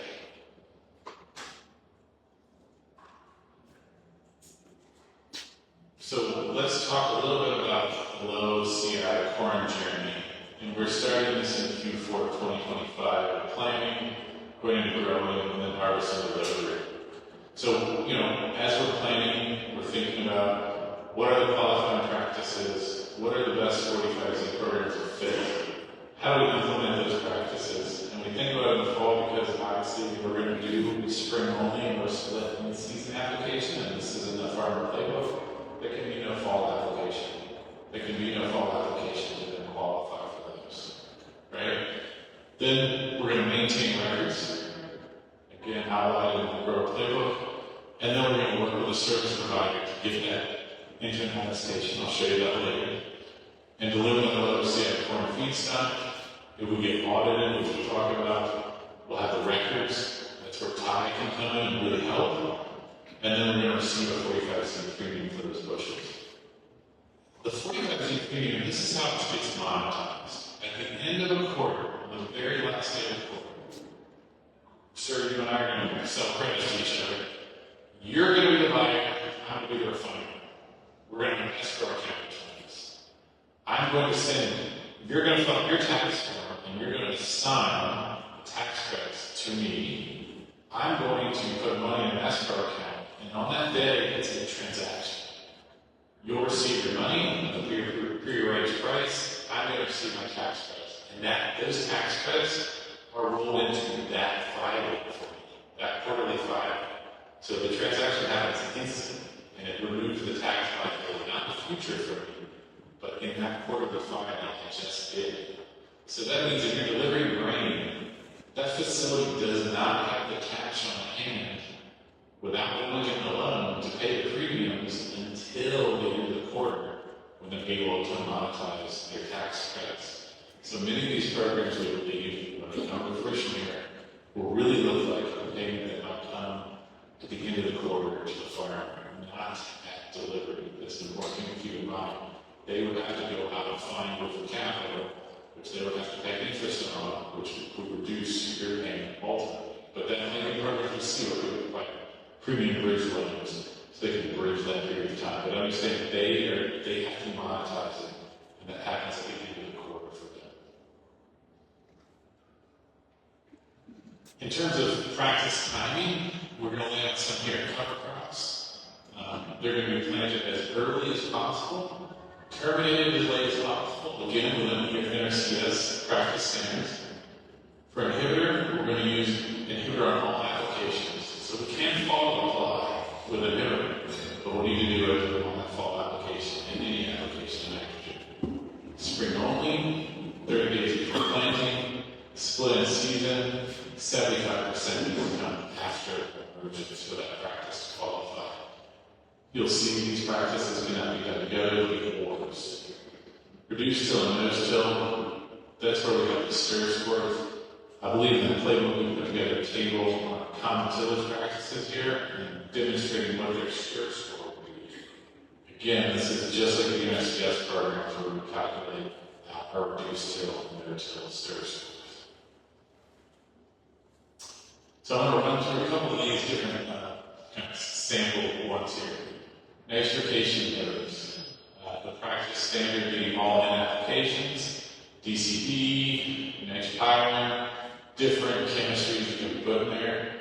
What Taka has done to help you is organize this into protocols.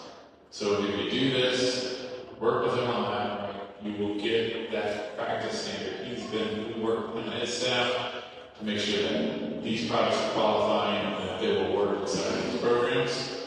There are some record-keeping requirements, like nutrient budget, soil samples, as-applied maps, and invoices and purchase receipts. One thing that's important when I talk about record-keeping, understand that you're going to file an attestation. I'll show you that here in a few slides. We talk about record-keeping, that's for if you are audited. What does that mean? If you are audited, a third party, not the ethanol facility, there's no reason they need to see your data. That's not how this program works. The data should not go to a fine. But if we are audited, and they will audit the square root of deliveries to a location. So that's what the law says. If you get 100 deliveries, you got to audit 10, right? That audit will come back and say, I want proof that you planted a cover crop. And in the case of cover crops, that can be a geolocated picture of the stand. In the case of a split in season, that'd be an opportunity to go, Ty's going to have those records. Here's your ads, here's the products, here's the receipts for your cover crops. Inhibitor, here's the receipt for the inhibitors. So that is the record keeping requirement on the audit side. It is not required to participate, but we might find that some refiners require all that data to be assembled because their buyer wants surety and comfort, or their insurer wants surety and comfort. Cover crops. I'm going to show you your total value, 50% share value. Cover shield. Here you go, the practice standards on that. I mean, this is obviously a challenge for people in North Dakota. It's really an opportunity for folks in Nebraska. You cannot raise them, you cannot harvest them. If you're receiving FCS dollars today for some of these practices, guess what? You can take both. You can take both. They are not mutually exclusive. They are not mutually exclusive in terms of FCS. They are exclusive to carbon programs. So if you're in an offset program with Bayer, Medigo, or any of these guys, you can't double dip. You will have to be in one or the other on carbon. Spring only, and you can really see how the values are changing, within these different counties here. Spring only, application within 30 days prior to planting, no fall application. Again, record keeping looks like as applied maps, invoices, purchase receipts, etc. Split season, very similar, slightly different values. As you see these values change, you kind of see the landscape that's underneath of them. Reduced till, running 4 to 1 cents a bushel. And again, within the square values. Reduced till is not a particularly high value, it's just as a practice. No till, significantly higher value, along with cover crops. That is where you'll find most of your value in these programs. Again, stir score for all operations is 20 left. Residue may be removed within the seeding and planting area prior to planting, but a full residue removal, obviously, again, interstate standards here, wouldn't be permitted in the no-till system. So how does this get reported out? It's going to get reported out in an attestation. You can see a copy of the one that they created for the 40B program back a few years ago. That attestation is going to say, what is this entity? What is the business? And you're going to attest that you are being honest and truthful in the scores that you're given in the FDCIC. So one thing that's important here, and I want to just talk about a little bit on this attestation, this FDCIC piece of it. They will also ask an attestation that you're not in carbon programs, and you will have to attest that you're not in carbon programs.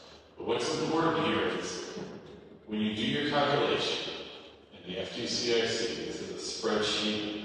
We'll get a new version of it on December 12th, assuming the government gets it out to us. The spreadsheet will be working with Ty. It's very simple for you to use. You make your selections, but you'll notice there's multiple columns here. Every field in your entity must be recorded. So if you run Johnson Farm 2, and it has 6 fields, and 2 of them are no-till, and 4 of them aren't, the score will be the average of all 6 fields. So some farmers are looking at this and saying, well, maybe I should put my conservation fields in one entity, and my non-conservation fields in another entity, so that I get the lowest possible score on my grain. But if you have an entity that has a mixed selection of practices in those fields, you're going to get a weighted average of those fields. So I'll just say that one more time. Every field in the testing entity must be put into the calculator, even if it doesn't deliver. And we're talking about so, other things in rotation, I'm not going to report all the fields producing it.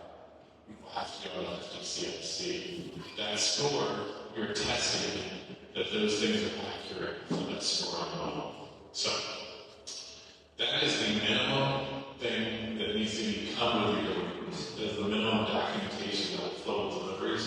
That is the legally required documentation. So when we talk about record keeping, we're talking about the log portion. If they call you and say, Mr. Johnson, we've been contracted by Cap Ethanol, we're here to audit your records as part of the review process. Can you please provide documentation for cover crops on Johnson Field 3 and this report that you submitted to us?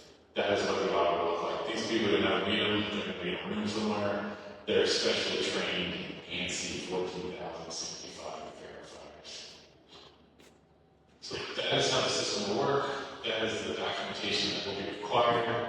And most of your main priorities, Todd here, your ethanol refineries, elevators, we're really trying to activate them to make sure that this gets done. Because the worst thing that can happen is we deliver a grain to an ethanol refinery that's running a program, and we don't tell them about the emitter, we don't tell them about splitting season, we don't tell them about cover crop. The only person who runs it is the federal government, and we're leaving money out in the field. And that can look like hundreds of dollars a year in value that we're just left out in the field. So it's important that this piece gets done and that you're documenting those practices, even if all the record keeping is a wishy-washy. So now I'll talk a little bit about stacking those practices to get the maximum revenue. Because we're really just talking about individually. They get more valuable as we stack. And we can stack them higher and higher to generate more and more value. But not all practices are compatible, right? So we cannot run splitting season with a pivot. We cannot run spring only with splitting season. We cannot run cover crops with spring only. Again, this matrix will be in that playbook. It'll show you how it works. If you go into that FDCIC tool, it just won't let you select practices. It's just programmed that way. So know that not all of them can stack together, but obviously tillage and cover crop and management, they generally stack together. So let's take an example here. We're going to start with the base of cover crops. We're going to either use inhibitor or splitting season. and then we're going to use reduced till or no till. So nitrogen management plus conservation tillage can create significant value. So here we got 2 practice canvases and 3 practice canvases. So we might be using an inhibitor plus spray only, plus reduced till or no till. I mean, this is sort of a confusing slide. I apologize for that, but it's confusing because it's confusing. And then you have conservation tillage on top of that. So let's get to the value part of that. How does that shake out? Well, it gets more and more valuable. One nitrogen inhibitor, cover crop, and no-till. You know, in Harlan and Valley counties, that's rounded up to 62% of bushel. I want you to see down here. That's assuming 50%. That's already assuming 50%. So we're not saying 62 cents for refinement. It's worth $1.24 to refinement. We're saying 62 cents. Just to be clear on that and how that works, we're saying a share is 62 cents a bushel. You look at inhibitor, spring, reduced till, 16 cents. Inhibitor, cover crop, no till, 46. These have been Valley County versus Harlan County. Significant values around stacking, and often people are stacking some of these practices together. Cover crops, inhibitor, no till. Let's run that combination down. Inhibitors, spring only, reduced till. Another set of practice combos. And that would make us a year in Harlan. So here we are back in some of the same values again, looking at an education inhibitor, cover crops, no till, reduced till.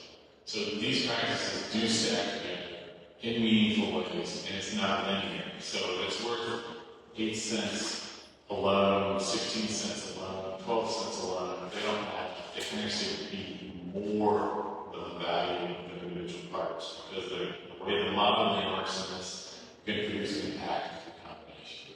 So stacking is a great option to really drive more value back to yield when you use, for example, cover crops plus inhibitor, or cover crops plus inhibitor plus inhibitor. So let's take a look at the Phelps County farm example. If we're again talking about sharing 50% of 45% credit value to a farmer in Phelps County, at 65 cents a bushel, we talked about earlier.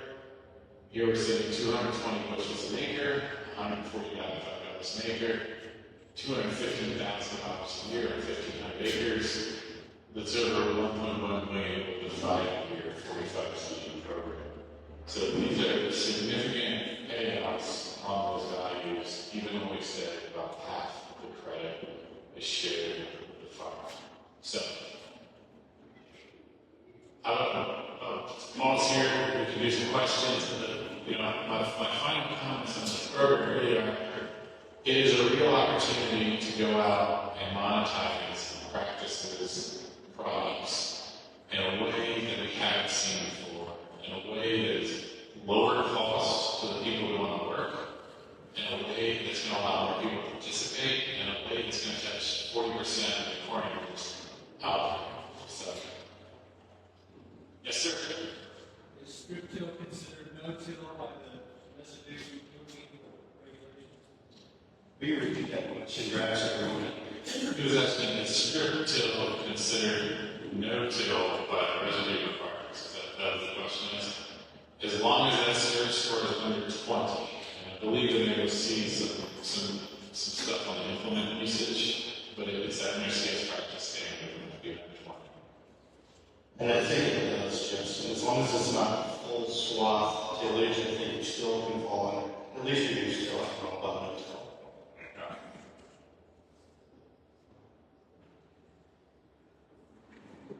Yes, sir.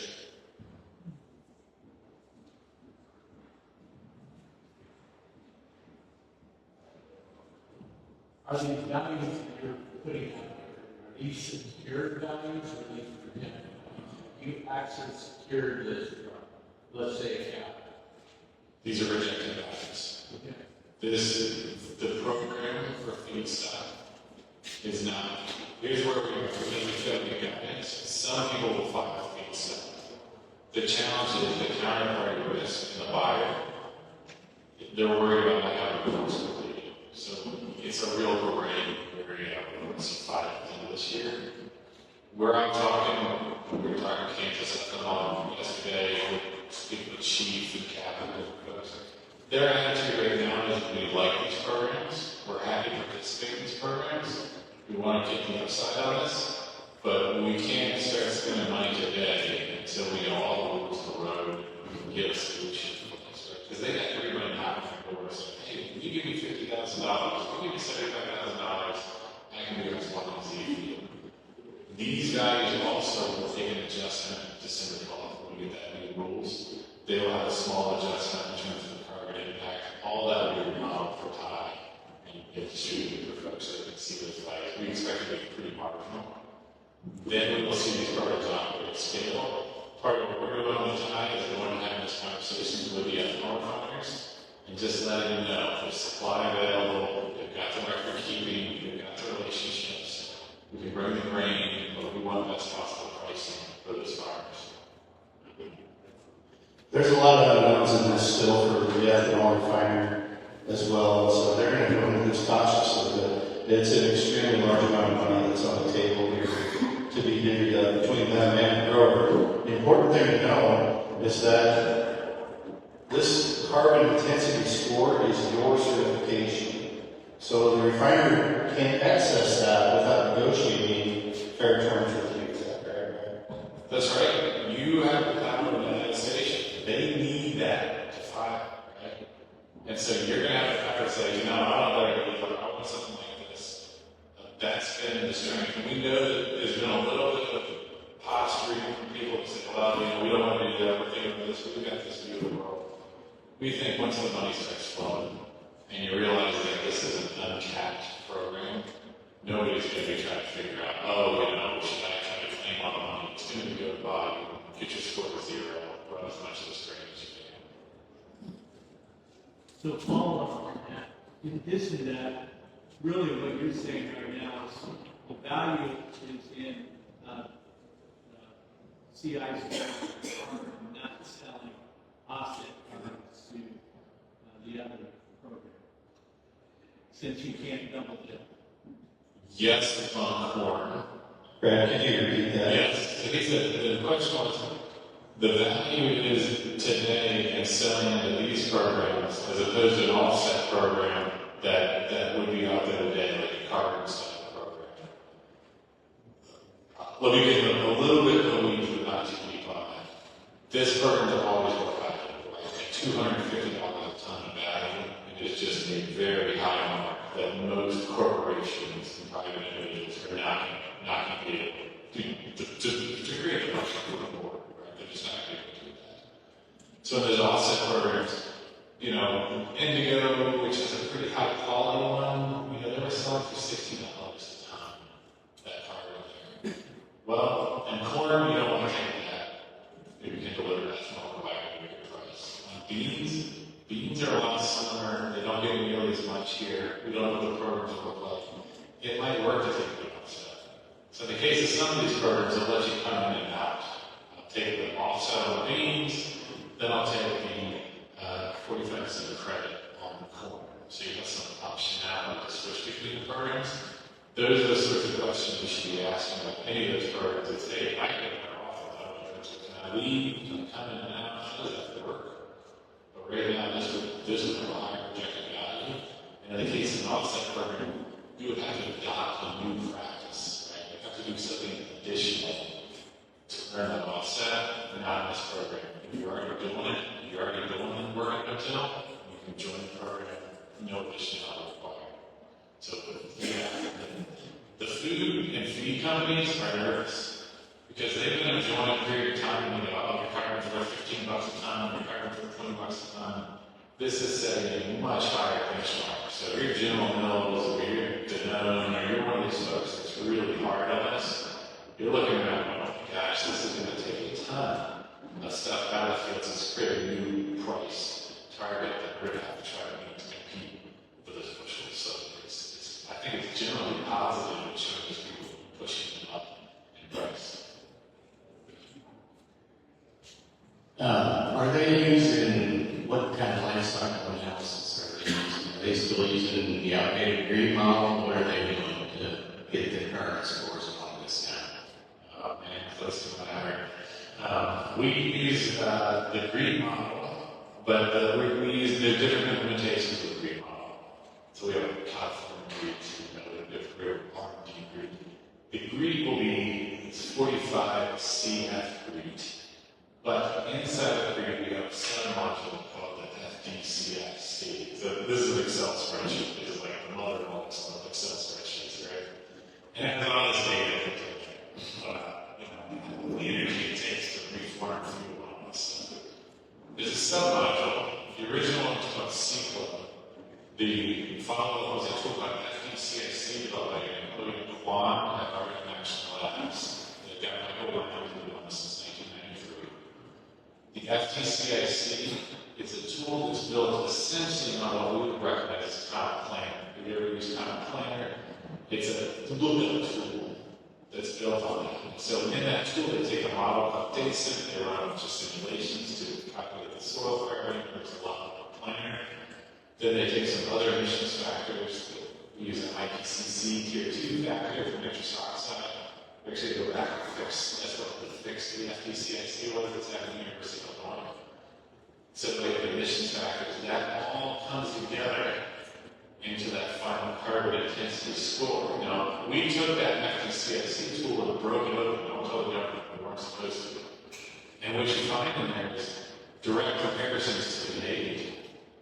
Right? They're harmonizing with the Canadian markets on some of the score and how they do that. But the tool, what I like about this tool is, you just select the drop-down boxes. You don't have to put in planting dates and harvest dates and implements and all this sort of stuff you put in these offset programs. It's basically 6 drop-down bunch of boxes. What's the name of the field? County, state again, and then what was your field off of that? And then you just do that each one of those fields and fill out. So it is much simpler from a data collection perspective. And getting you sure out of the system, it is much easier. Yes, sir.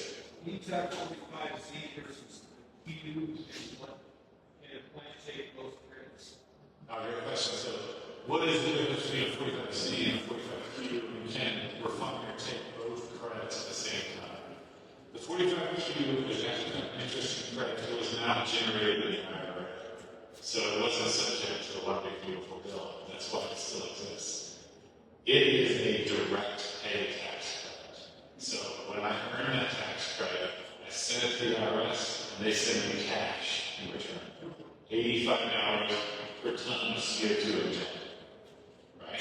So that's the deal that everybody's referring to. Now, when it comes to CCS, you calculate it, you get this little button in green. You say, yes, CCS, no CCS. For people that are using that CCS function and taking Q credit, they will not be able to monetize that reduction. That's how we understand it. However, what people are getting very clever about, when you look at Chivo or Richard, what they did there, they sold the consistent one as a Q. They sold it as a voluntary offset for a register called Pure Earth. And they have to sell it as an offset and take credit on the carbon intensity score. So we are finding people that are finding workarounds, and there's a lot of arbitrage available here. Renewable energy credits is another one. You buy them for $6, and they're worth about $60. Excuse me. Yes, I think it's $6, and it transfers to $60. And you're talking about a scale of those transactions. So there are large arbitrage opportunities. And here with the Trailblazer, the people we've talked to about Trailblazer works, they'll put that into the line. They're going to get that Q minus. They can also try and offset their one, but they're going to get that minus in the transmission fee. There's some folks here that are talking about compressing it and putting it in the use of the rail car, and they're going to haul it on the way and take it off the rail car and put it in the well and get their score out. In that case, it's the railroad, so they take most of the money. You get to see that score at the end. So, yeah, there's different approaches to that, but the Q is another credit. I should say in the city, there are circumstances where there's direct pay. If you have a nonprofit member in an ethanol facility and they earn Qs, it can't be transferred to them. They earn Qs, there's a direct pay. So nonprofits can submit 45 Cs as direct pay, but it's complicated rules to how they can receive them so that it's not, essentially, it's not a criminal. So there are some things like that. That's how 45 Q will work in this. And keep in mind, I'm going to earn, if I'm producing, right, in Southern California, I might get the value of fuel, say it's $3 a gallon, whatever. Then I'm going to get a C, which let's say I'm making 50 cents a gallon. Then I'm going to get a D6 RIN, which is about another dollar. So I got now 50, so 450 to the value, and then it's going to California, and I'm going to get another, let's say, 60 cents on top of that. So I'm at 5.10. So I have $2.10 stacked on top of $2 a gallon of food, right? So the stack is substantial as we go into these fuels and into these different markets. There's a real reason that you want to be able to access these markets, get that data together, and that money, because it's a lot. And some of the early sustainable aviation fuel stuff, it's all gone away.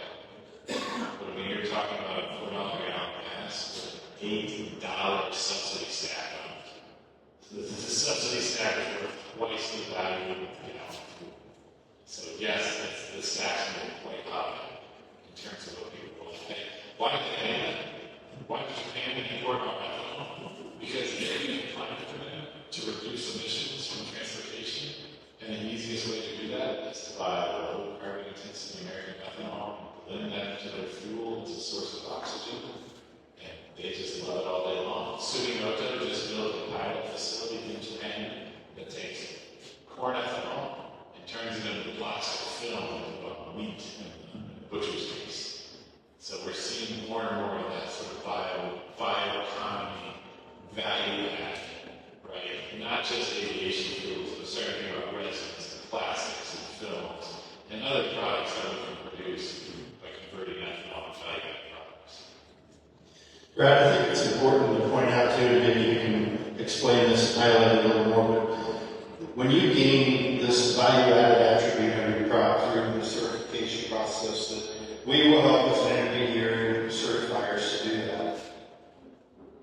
When you deliver your corn to a refinery, you're delivering two things.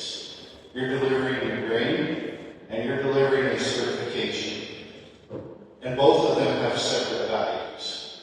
And so that is the negotiating point. That unlocks a tremendous amount of money for both the refiner and the producer. But that is a point of negotiation between the refiner and the producer. Knowing that, and knowing that your value-added attribute, your low-carbon score, has value, after you sell that grain, can you bank that value of that attribute? Can you bank that low-carbon score? Or does it just go away if you don't come to a fair price for the refiner? You roll that into, it's a tax back crop, right? So, so an entity, and you would have to, if you're delivering that crop, for which is an entity, so Johnson Farms 2, you start to deliver off that crop, and you have a good score for that field, you would want to negotiate a rate for that. It cannot roll inside. Like, you need that which will roll in the next year, and you're storing them. It is attached to that grain in that way, but it works through a mass analysis. But it is attached. So, am I getting out of there? Yeah, that's right. Yeah, so you can't sell the corn and keep the credit and sell that at a later date at another place in time. If you're going to sell it, it has to go with the grain. But with that being said, this is not an identity preserved crop, so that they don't have to be held separate. If you're growing one of your farm entities and you're putting that grain in the bin, it can commingle with the other grain. You still are maintaining value-added attribute that just goes along with generic bushels. So you can sell them to literally anyone that can carry that value. Yeah, yes. The way this system works is on what we call mass balance basis. So at an elevator you're delivering, the law says they need to keep a double ledger. So they have their traditional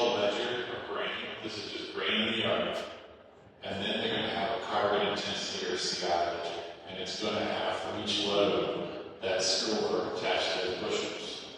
So when they go turn around to sell that grain, right, they can, if they're just selling a feedlot that doesn't care about carbon intensity, they would just sell them grain that doesn't bite into their CI grain. But when the ethanol plant comes along, they would say, well, we have CI grain to sell, we have these quantities of these scores. That is how that mass balance system works. So yes, you can commingle this all together. It just needs to be for the elevated double ledger system. The reason we do it on this entity level is the idea of commingling them around farming, commingle its fields, so they put them together. But yes, now one of the questions I had was around booking claim. And maybe some of you heard about booking claim. We're going to find out here shortly. I'm very skeptical of booking claim because the problem with booking claim is I can't stack it with California. They don't accept that. I can't stack it with Europeans. They don't accept that. And I can't stack it with Canada. They don't accept that. So it would create basically fuels that we would have to kind of only consume here in the US. So I'm very skeptical we'll come up with a booking claim system. But booking claim basically said, hey, once you produce the grain, you have an attribute that lives independent, and you can trade and sell that attribute to your point from anywhere. The problem becomes there, you would buy this person doing that, buy all of my benefit from Georgia, where they get a lot of rain and get a lot of soil carbon. And then I would source all your corn from the cheapest place possible. And so when I have really bad impact where the corn comes from, and we're investing all the good into Georgia, for example, or Virginia, so booking claim tends to disconnect your impact, and then ecosystem people like that. And so I think one last point is it's important to point out that while the 45C credit on ethanol can be up to $1 a gallon on fuel, which would equate to about $2.85 a bushel on corn. Not all of that can be attributed to the low CI score that we delivered. It's one piece of that ethanol refinery being able to capture that $2.85 a bushel, but it's not all of it. So we're never going to be able to translate half of that $2.85 a bushel to corn. Is that right? That's right. There is real cost in running these programs, and especially initially when we have people learning their way that insurance is going to be high and the brokerage is going to be higher. The system is not efficient, right? So there's going to be higher fees initially, but ultimately, as we see more being as the concept of bottom gets around, we do expect more to be shared with the farmer. You know, as these bushels become more competitive, we do expect more to be shared with the farmer because at a certain point we realize if your score is a 10 and you want to go to 0, you can generate a lot more credits. You know, you just got to share. And as long as you're willing to share, you can get more money for yourself. You can build more supply in the farm base that you're using. There's a lot of upside to these ethanol refineries. It's more money in their pocket to do more with what people are supplying. So, yeah, how it lands is not totally clear, but we do know that, for example, we're working with a group right now that their offers is simply saying they were told the corn, right? So, hey, you got a score of 30. Let me buy 29, 28, 27 off of it for 25% of the value. And then you're ready to corn. You've got the buyer, just run over, right? So there's other people that are saying, even if the facility doesn't want to go after those points, let us come and do it. We'll run the corn program for you. We'll manage the basis. I should say one other thing. The people lending on this really like it. Because if you've got a buyer and you're this real, then they can put a bridge limit between delivery and the tax credit identification. Farm credit services, they're thinking about, okay, well, right now you're growing corn, it's going to go to a farmer. How do I then come and generate operating loans that have that knowledge baked into them? And then they're going to be able to receive more of that crop. If you're using it here, or you're doing spring only, or maybe you're paying a fellow who strips it for you. They're also wondering how they can enable their farmers to use their services to participate in these programs. So as this coalesces, expect many people to come to this and try to produce more programs and more opportunity to drive more of this, because I'll finish with this. There's an untapped federal program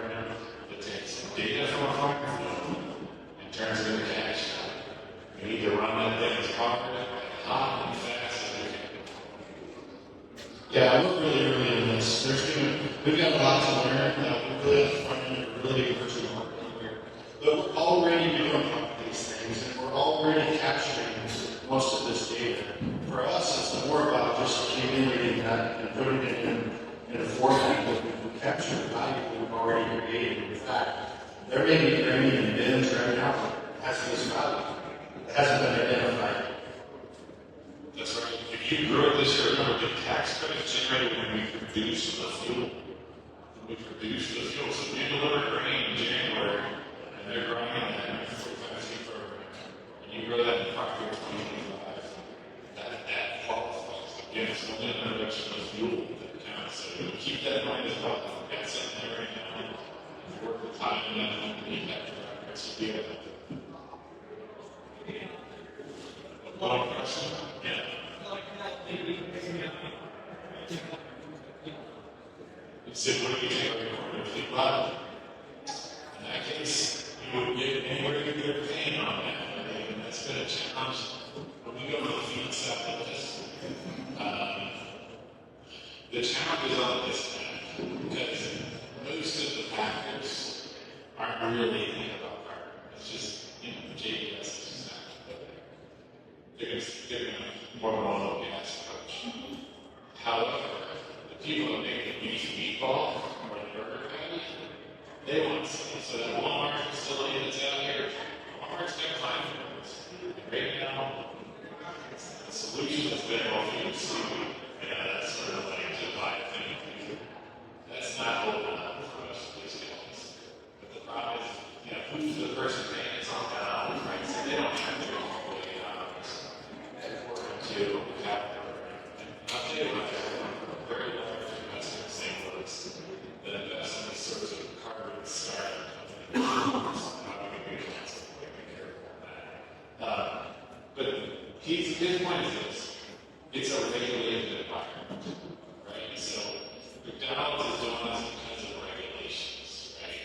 The people doing this are doing this in response to regulations. There's nothing wrong with that. But it isn't a consumer environment where they're showing up and saying, hey, I want that low carbon beef. It's a little bit in the grocery store. And we launched a product with Toast called Barely. It's a carbon negative cracker. $22 million later, the person that liked it the most was Walmart because it helped them meet their climate goals. And so they were putting this product up here, the product on the end cap, and really pushing the product that helps them meet their climate goals. Because from their perspective, a cheese cracker is a cheese cracker is a cheese cracker. They don't really care. So in these supply chains, there's been always a disconnect. The best advice I have for this is you're delivering somewhere. Just keep asking. You guys run the program, you're doing it required, and just keep asking. And if you can figure out who's downstream farming of this, the way we put it on pitch is we go to a website and we find their sustainability reporting and disclosures, right? And the disclosures, they say, here's what we're doing to meet this need. And then we just ask them, why are you storing here? How can we participate in something like that? So it's harder, it's generally lower value. In beef, we're seeing progress with brands and the consumer. And this is partly off, a little bit off the way. Better soils, better food, better for me, right? Because at the end of the day, you buy something that's better for you, right? You like it, whatever it is. And in beef, we're seeing that with grass-fed and innovative and sorts of health things. We are starting to see some progress around better marketing of this sustainability. But I will say, in conversations we've been having with some of the majors, it's sort of, carbon, but hey, what about water? Right? Because it's a little cheaper for us to monitor. It's a little better story for the consumer. So they're going to continue to seek. But let's keep an eye on those brands in the grocery store that make that promise to the consumer. It's just a regulated market. You're just going to do, these companies operate a risk register. It doesn't know a risk register. It doesn't happen. So most of these sustainability people try to do risk registers or allocate funds for projects. So, give us that sort. Brent's going to be around, and so is Seth and Aaron with Elbar. They are going to visit. So if anybody has any questions, you want to get any of those guys off tonight, they'll be here. Thank you all for taking the time to come here tonight and participate in this conversation. It's an exciting new part of agriculture that I think has a lot of value for all of us. So, thank you for your business. Thank you for coming. Please hang around and visit us more here.